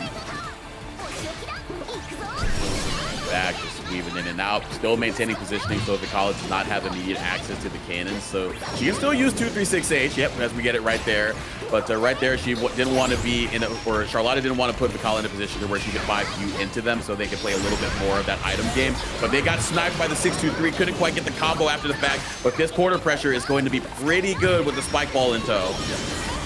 Yeah, there comes another projectile, but Zerom, you know, in a little bit of life deficit, one hit could be fatal for either player. SSBA is an option, gonna skip past the rats anyways, and this should be the round here. Zerom on the board. Got to be really careful against characters with advancing specials like Charlotta, Soares, Ladiva. When you throw out that 2-2X, that is prime real estate for them to take that real estate up with those options like the Charlotta ball. That's exactly what Zerom's been looking for in this matchup. But Fidgety's right now being a lot more aggressive to open things up. And this is where we can get started here by setting out the traps, getting the cannons out, getting the positioning right now. It's not immediate, but just being able to get off on the right foot. Oh yeah, Zerom in a little bit of deficit, but again, SBA is available for both players. Going to be able to find the hit on the EX Rats, no less. Fidgety's looking good, but a jump in, that should be able to tie up a good life count here from Zerom. Yeah, far H minus -1 million on whiff, so being able to jump over that as Charlotta with your jump arc is very, very good. Very good jump in for Zerom here. And now, again, the pressure that Charlotta can put Vikala in is definitely one that Fidgeties and Vikala are not well equipped to deal with. That's why we use our 236U on block to create that space. Even if it's on block, just get her away. So yeah, gonna be able to try to spend as much chip as possible, and again, gonna be able to use the Blanca ball and close it out here. Zerom on the board this time. Man, that 2-2X call out has won both of those rounds in that game one. So Fidgeties, I keep saying the unpredictability of their zoning patterns. It seems like Zerom has already taken out the book on them, kind of like Monarch when he gets up on stage in top 8. But right now the book is wide open on Fidgeties and Vikala, but we're gonna slam the door shut on a good round start here for Zerom, and Fidgeties the one with the early advantage here. Absolutely, got the cannon set up in the corner. Charlotta able to roll just barely and clutch things out. Now Fidgety's in the corner, force to respect. Zerom's counter to go for some safe pressure, but the cannon's able to answer back. Zerom in a bit of a life deficit here. There it is, gonna punish this time. Fidgety said, all right, 3rd time's the charm. I've got it locked in. This is the round. Yeah, that's that adaptability too. Now being like, okay, I know exactly when you're trying to look for that Charlotta ball, because when you think I'm gonna throw out that 2-2U or that 2-2H, that's when you try to Charlotta ball in here. So I get a little bit of a lull in the action to sort of bait you in a false sense of security, and then wham, reactionary SBA. Really good stuff there by Fidgeties. Absolutely, yeah, and really able to send those answers back. So now it's kind of on Zerom. How do we navigate this setup again? It seems like the Rats, EX Rats, is a lot of the trouble that Zerom's trying to navigate around and had some answers, but Fidgety's ready for it this time. All right, be able to block against the U-ball this time around. Activity on the spike ball, but Charlotta clears it just barely, though, because that would have been a disastrous air unblockable situation that could have potentially been the game. Yep, Vikala finding the hit with the spike ball, no less. Said, hey, this looks like a pretty good item. I'm spending it all. Not going to be able to close it out, but Zerom's definitely on an uphill battle. SBA coming out, trying to punish the star, saving it, though. Just a little bonk on the head, no problem. Fidgety's no bravery points, though. Could be fatal here, but Zerom, yeah, has to respect that chip out point and going to get dunked on by the bomb. Fidgety's tying it up 1 game apiece. Oh, man, I know Vikala wasn't going to get hit anyway, but, man, the clash against the star is so funny because, like, that's just the item of all items for Vikala, and just seeing it just clash with the almighty holy sword of Lumiel and noble execution is very, very funny. So here we go. Fidgety's going to be able to use the wish upon a star to get that first win in their column, but man, that wish is falling on deaf ears because that 6-6H is the one answering the prayers in a very counterintuitive fashion. So yeah, and Zerom, good awareness too, recognizing, all right, it's not counter hit state, but I can still get a good starter here off of the 6-6H anyways, ready for it. Uh-oh, but the juggle answering back. Fidgety's not able to punish in any sort of meaningful way. Maybe he could have used the rocket DP, but meter efficiency, we're very much worried about that in this type of game plan. Zerom looking really good and really composed here in this game 3. RH right here going to be able to send in the clone, send in the drone, send out the spike ball as well into the upper cannon, but Fidgety's feels like it's only delaying the inevitable at this point, but they're still not undeterred, or they're still not deterred by anything right here, trying to bait out something from Charlotta, trying to see if they can get a reactionary punish, but doesn't have the SPA, but maybe they're fishing for something. Oh yeah, there's the Lariat again, but not gonna be quite enough. 20 seconds on the clock, so time could be a factor, but the X-Rat's not gonna be quite enough. Now, Zerom's in a little bit of trouble, has to find an answer, and Fidgety is able to clutch it out there. Man, just good composure, recognizing even though I'm in the life deficit, I just gotta stick to my game plan. It's working, and it'll pay off.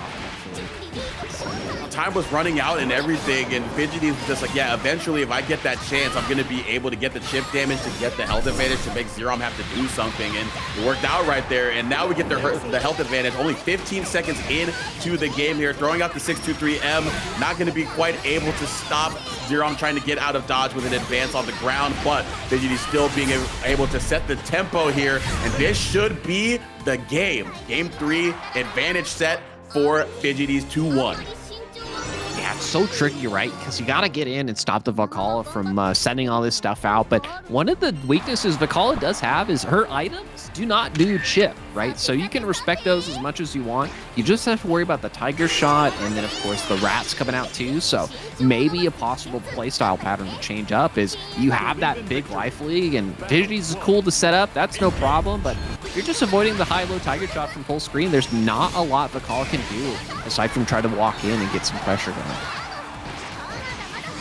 That meaty close range, nothing doing right here, but you're still pretty darn plus after the fact, so that's a really good way to keep your offense up. Trying to get a whiff on that Charlotta ball to prompt an answer from Fidgety's, but they get the answer in that 623U just in time with the rocket ship, just in time with that 2H as well. Absolutely, yeah, Zerom again trying to answer in. Double Blanca ball is a good start. Yeah, we're spending all the cash immediately. Raging Strike 2, this might be enough. EXDP, holy louder, but not quite. Now down to 1 bravery point, so looking pretty brutal here. Uh-oh, this could be a really good start for Fidgety's here. Oh, holy damage, Batman, to start things off with the holy ladder, but we answer right back. Welcome to the parade. Is this going to be the end of the avenue for Charlotta? Not quite. No letters on the screen. No kawaii for the crowd. And we're trying to get a cute little jump in right there, but nothing happening. Now we're sending out all the stars, everything but the kitchen sink at this point to close this round. Absolutely. Yeah, Fidgety's playing the answer, has those bravery points available. Here comes the teeth. You got to worry about chip outs of factors for the players. The jump into the holy ladder. Zerom ready for it. Man, using the block ball as a movement option to close it out. So critical.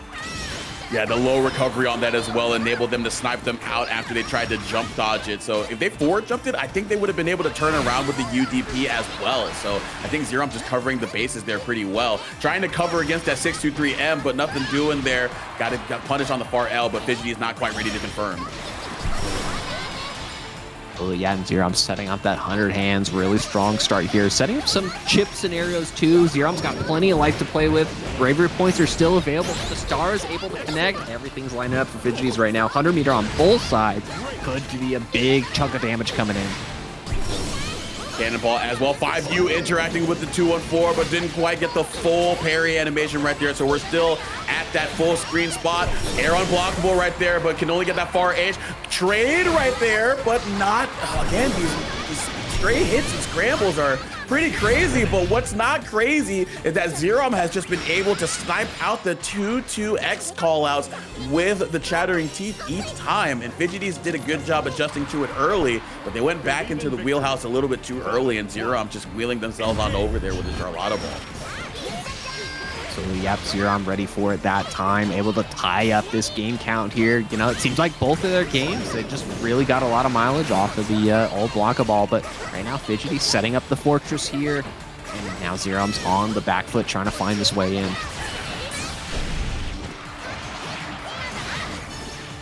Alrighty, here we go. Big damage right here. Big corner carry as well to throw them out of the corner. Tried to get the cross up as well. Forced 2 diamonds to be spent, so that could be potentially huge on the next touch here.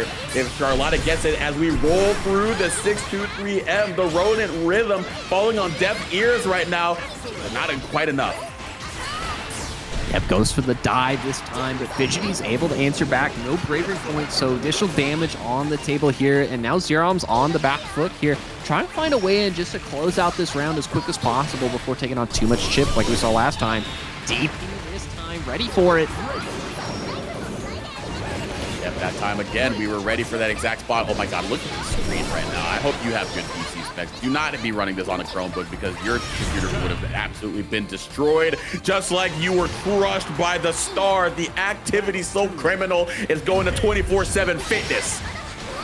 So wow, the tie there on the rat bounce, but able to clutch it out here. Zerom again on his back foot. Fidgety setting up the fortress, and you got to find some way in as quick as possible.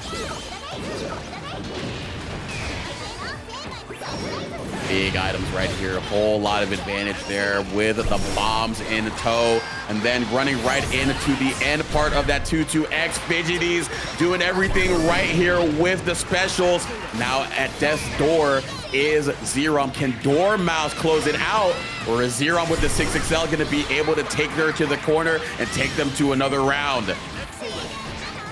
Goes for the dive, and again, goes for the reset. Bravery points are still available, so Fidgety is trying to find a good opportunity. 6XL is a great option for that. Zerom finds the jump in. He's going to be able to get the kill with the SBA. Keep it simple. Keep it clean. Last game, last round, yet again, Zerom and Fidgety's. Loser, this does go home, so it's all on the table here. Everything's coming out now.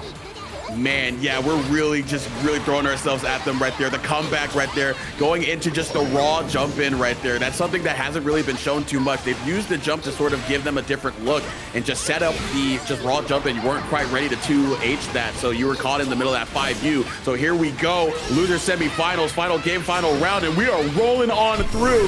Zerom again making a big call out on that 2-2X. Absolutely, yep. And Zerom setting up this pressure using those 2-2Ls. It's a pretty big button for such a small character, but Fidgety is able to answer back. Has the grenade explosion too. He's gonna go into the SBA early just to make sure cash out, take that diamond away. We've seen those bravery points be so crucial in this matchup.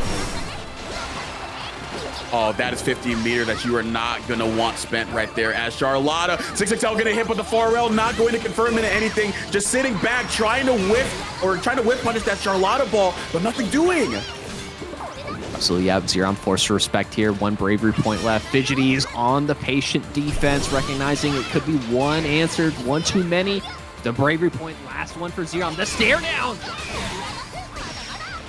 No diamonds either way. Last hit's going to be the end, and that is going to be the U-ball. You were backing yourself into the corner the entire time. Ready, get in here, Inspector. Let's fight this out. We want to get the run back here versus Yoru regardless.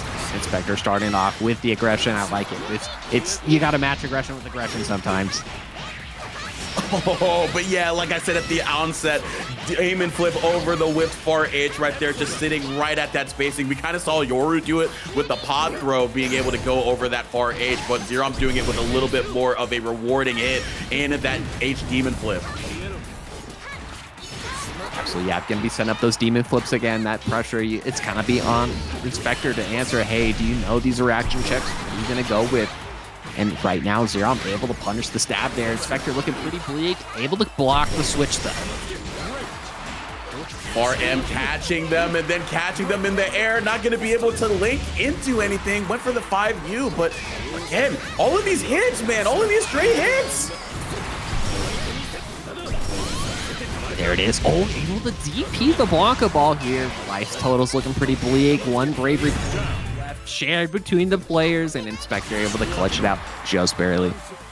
Man, had a lot of those straight hits in the corner there, but finally got the right one that they need with the Lord Strike ringing true. Got the counter hit as well, going to be able to link into the hard knockdown, so we get a couple of stocks. Are we going to be able to use them? We got one with the H for the DP ender right there. Smack Charlotta back down with the flame carpet as well.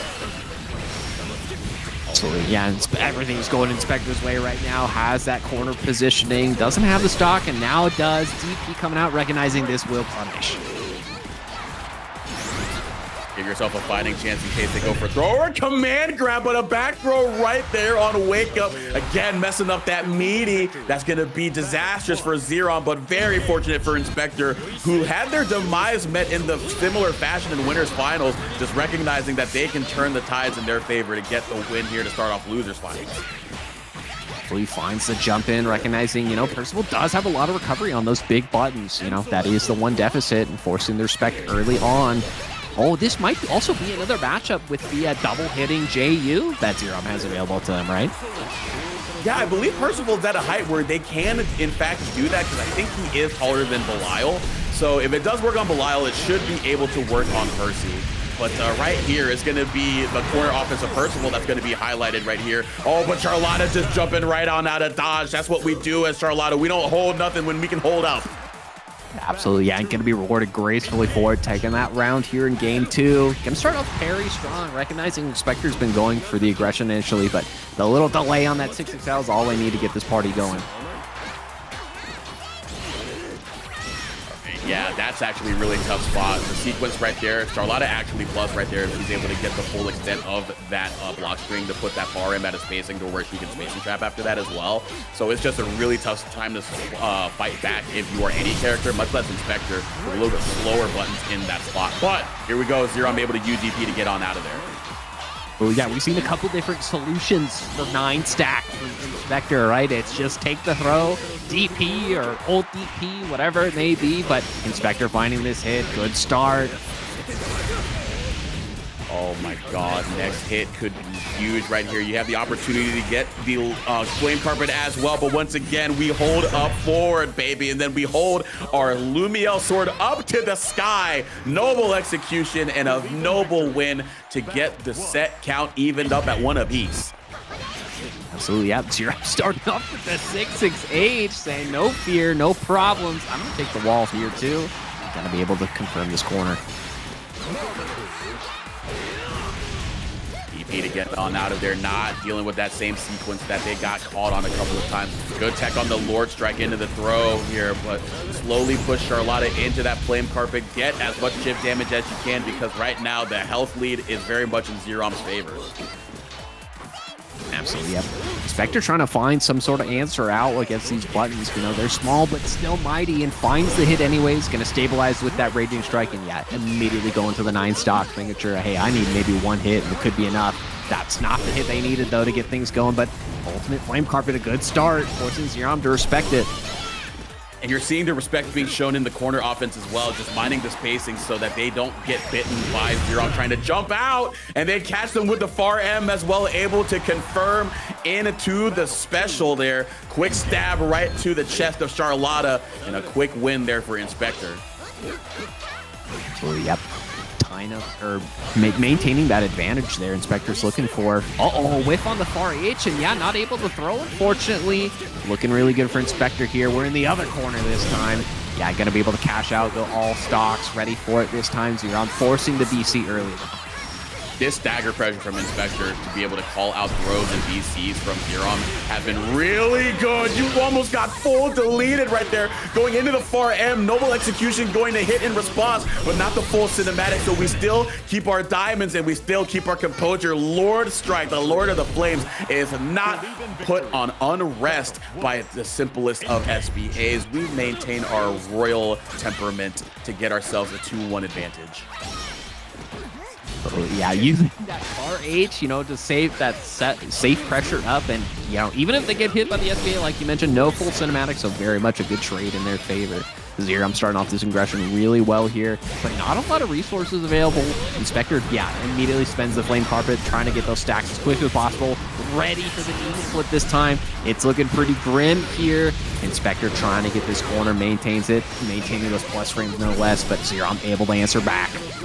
Fighting back, Q slashes as well, set up the flame carpet. And then the DP catching them on the other side when they're trying to get their pressure started after the jump out. So 2 extremely key adjustments right there. Hyper awareness from Inspector. That situation after the fireball, they usually like to go into far H after the fact. Zero called it out with H Demon Flip. So rather than going into far H, they hit him with the 2H, get a whole bunch of damage. And then again, in that corner offense adjusted so they sit out of range where Charlotta can't immediately jump out and get a jump in. So Inspector fine-tuning the adjustments in the game plan. Really good stuff. But Zero fighting right back. Maybe we'll find this corner here too. This is often just challenging the flame stock level up here too, and Zero able to just mull their way back into it, tying up this round count here. Game 4. Inspector still on set points here. I'm trying to tie this up, go back to the last game.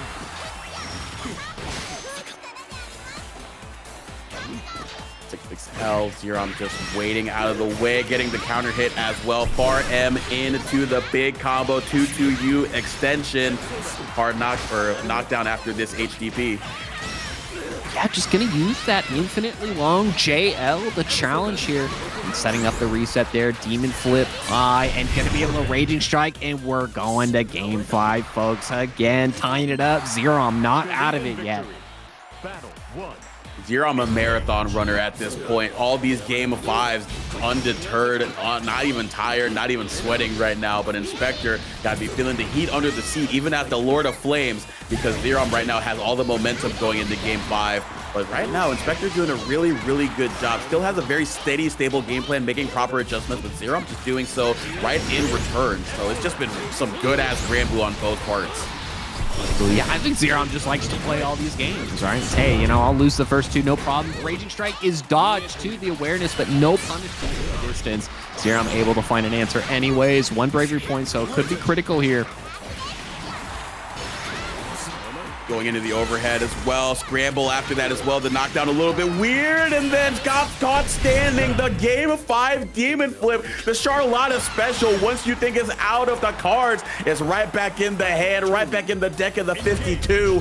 And now Inspector getting put on the final stage here as Zero is 1 round away from advancing into grand finals. Inspector, of course, trying to tie it up here, able to find the throw and starting to safe pressure up. Ready, recognizing, okay, this is my turn, forcing the BC immediately from Zero and able to punish here. This is going to be a grip of damage, but Zero does have 49 meter left now. That reversal so critical, and there it is, that JV multi-hitting. Good strat here from Zero. Going to be able to chunk out a big chunk of damage here. 1 guess away. Overhead gonna hit, overhead gonna be blocked. One up into the throw. Got to be very careful about a DP. It will kill. Looking for the Lord Strike, but Zero, I'm just waiting for you to wait and getting Yoru winner side on the right. Yoru only needs one set to take it home. Zero, I'm got to reset the bracket and then win another set. But will Yoru even deny the next set? Or will Zero keep forcing these Grand Fives and keep me in this seat? Because I want to get something to eat real quick. Yoru, help me out here. But either way, I want to see some good-ass Granblue. Grand Finals, ParagOnline, here we go. Absolutely, yeah. And these two players did face off in the ladder. It did go in Zerom's favor, 2-1. So could have been last game, last round. We could be going for the long haul here. Well, we'll see if Yoru says, nah, I believe it's a first of 3. 2-1 is a little bit different here. We might be able to close it out early. LDP right there, trying to put them into a weird spot right there, just throwing that out, just making Yoru think about it a little bit more. Holy air-to-air Batman, that was pretty good stuff right there, but not a ton of damage, but still maintain that positioning, especially when you can keep up the on-block shenanigans of Charlotta. Gonna be able to find these quick hits here. Zare able to find the grounded hit, and this is actually gonna be enough as long as you route it correctly. Rated strike, yeah, right into the super, no problem. That's down. Zero on the board here, taking that early advantage. Battle 2. Engage. Right, so Yoru already on the back foot here early. Using that light skill gear, trying to run up as well, but that 5H, even when stationary, can cover so much of that zone that Zero's trying to throw out that grounded approach at. That's why we take to the skies right there. Got the whiff there, but we were ready with the 2H. Yeah, big chunky hit there. You're answering back, has plenty of resources to get things going. And, you know, this corner pressure, it's really strong as a 2B player, but it's especially difficult for somebody like Charlotte to do. Those smaller buttons to challenge. Yeah, unfortunately, the throw not working out there, and Zero trying to climb this hill back. It's a good start. Raging Strike, Raging Chain. All right, here we go. Bit of damage here as well. Not a ton, but is going to be adding up all the same here. Trying to put them into that same corner structure as we saw against Inspector. Trying to get Yoru mashing, but we find the right time to hit that 5M. Reset into the throw just when you thought the round was over. There you go. Yoru fighting back. Engage. Absolutely, yep. And gonna use the teleport to punish the 6-6M. Big start here. But Zero able to find that jump in. It seems like that's been paying off for them right now. And Yoru forced to fight out of this corner. They do have the bigger buttons to challenge, but the DP early on able to out-prioritize. Raging Strike confirmed, getting the clean hit on the hammer, severing Assault, get the knockdown here. Looking for a little bit of a shimmy right here. Zero not biting, just gonna opt to spend that BC and then go into the tried and true throw bait. It gets everybody. Yoru no exception to the rule here. Gonna be able to link into the SBA. Not quite enough despite the link. Yeah, I'm just going to go for the Holy Ladder, recognizing not a lot of options available from Yoru. Maybe a DP to answer back, maybe an SBA, but, you know, we're only getting warmed up here for this Grand Finals. Yoru's saying, I don't need to play too risky quite yet. Go, just trying to wade out of the way of that Charlotta ball. Almost got caught on the back step, but nothing doing right there. Confirm into the 2-1-4 or the ultimate Charlotta ball. Now we're going to be able to confirm into the laser, the wire after the fact as well. Good bit of corner carry here. Wow! Gonna be able to find the hit here on the juggle, and Zero able to take the corner. Yep, gonna go for Blanca Ball high a couple times, forcing that BC, and gonna be able to get the juggle and the confirm off the light Holy Ladder, no less. Zero really looking poised to take this round. That was a crazy air-to-air call-out right there. Got a big chunk of damage after the fact, so we only needed the falling, jumping normal to get the round there to start off game 2. Zero looking so pretty right now to start things off, man. Just pretty clean, man. Absolutely, yeah. Forcing these button checks early, you know, it's one of the challenges. 2B does have a lot of pressure that goes on, but, you know, eventually it does end, and, you know, spending those skill bars is super critical for 2B to be able to find these good answers, good hits for him. So you can't just spend it on the opponent blocking. Right now, you're able to capitalize, though, and start this pressure. once again, do we spend it offensively? That's exactly what we do. Yoru trying to keep Charlotta in the corner. Not going to do it on the U-ball. Just going to opt to play the spacing RPS after the fact. Looking for that 5M. Nothing doing. Just cancel in to the beam. Goes for the pot throw. Yeah, active enough to find the hit. And actually, this is going to be enough. SBA. And it is full animation too, no less. Going to be able to get the kill. Yoru on the board here, tying up the round count for game 2. Battle 3. Alrighty, battle 3, here we go. Round start, Lariat getting the punish there with the far L. And now looking for that 5U, just still getting thrown off by that aerial mobility. But hey, it's a risk-free option right there with the 5U because Yoru opted to jump back rather than jumping forward. So no big damage right here, but you're gonna get it right here with the run-up 5L. Absolutely, yep, gonna be able to find these grounded hits too. So critical for this additional corner carry, but no skill points available, so pressure's pretty minimal. Zerom finding the answer with the jump out, no less. It's been doing really good for them this whole tournament. Not going away anytime soon. Oh, no way! You air stalled and then went right over the Charlotta ball, catching him on the other side with the JH. Yoru Sensei, amazing use of the pot stall right there to punish the ultimate ball from Zerom. So yeah, and utilizing those big buttons, hitting 180 degrees, all sides available. Yoru able to clutch it out, tying up this game count. 2 games away from taking this whole tournament. Zerom 2 games away from resetting this bracket. Free situation on both parties right here. Now looking to use a little bit more of that aerial mobility and now sniping them out of the skies once again with 2Bs, 2H, baby. Now we get the Severing Assault, put them back on the ground here. Good mash though, trying to look for that jump over on the other side. May not have gotten a hit, but we got out of the corner and we get the hit now.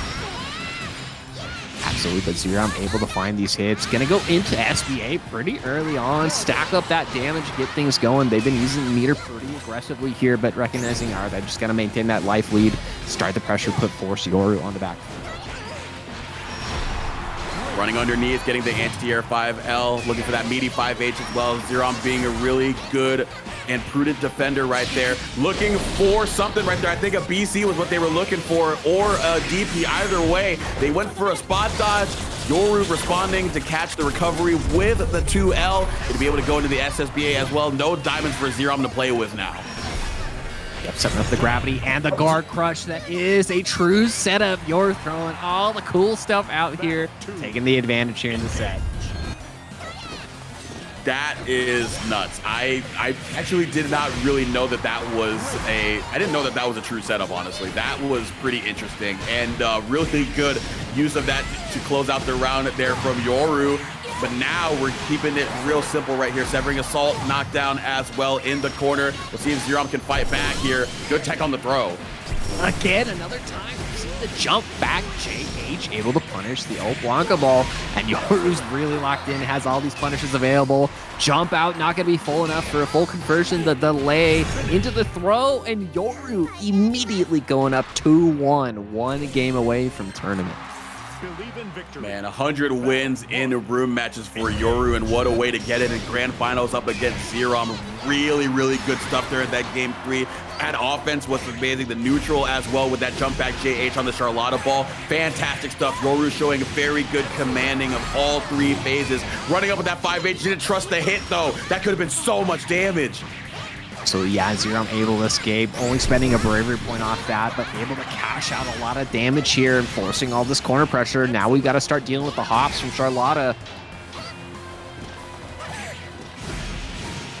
Oh, the air-to-air going to confirm. Getting the wire hit as well. The SBA link post the auto combo. So that is going to be 0 BPs for Zerom once again. RH going to whip. Jump back JH on the U-ball. Zerom's going to have to figure out a different time to use it because right now Yoru has got the schedule right on their desk. Absolutely, yeah, Yoru on tournament point here, able to bait out the Brave Strike. Right now, Yoru has all control here. Gonna have to get thrown out though. Zerom going for the low this time, no less. Oh my god, the parry on the H-ball. I don't know if they could have gotten the punish there, but they just opt to keep it safe, not really go into a follow-up. Still gonna be able to get the hit here, severing assault, put them in the corner, meaty far H, and just swing it on and out there, but a good whiff punish on the U-ball. Using the whiff punish tool rather than just throwing it out in neutral. Really good value there from Zerom this time around. Going back to the basics here with the auto combo pressure too. You're able to escape that Blanca ball there again. Has a lot of resources available, but life is looking pretty bleak for them. Finds the sweep into the 100 hands, into the 6XL, and this is going to be enough here as long as we keep it super simple. Absolutely, Zerom does not drop those. 1 round away from tying up this game count. Yoru again on tournament point here. Yeah, Yoru smelled blood in the water, but unfortunately the Sharks were a little bit aggressive there. The mash called out by the 6XL. Zerom keeping it real simple, real elementary with the pressure, and then calling it out very well there with the 6XL. So we'll see what Yoru's gonna do. Jump back JH this time. Zerom going into the retreating 5U once they landed, but 2H calling out the Demon Flip. Big start here, has a lot of skill gauge to maintain this pressure, get something going, waiting for Zerom to make some sort of mistake. Blanca ball comes out, but no punish available there. No, but the counter hit this time. This is a huge start for Yoru. Alrighty, not gonna be quite enough, but it's gonna be a guess for game with the strike throw after this SBA. What are we gonna do? Jump over the auto combo! So yeah, you're all gassed out, so trying to get that pressure. No skill meter, so critical here. Zerom setting up a tricky mix-up. The BC immediately, good throw break. Another BC. You're still not out of it yet. Finds the jump. Oh my god, what a way to end it. Jump M into jump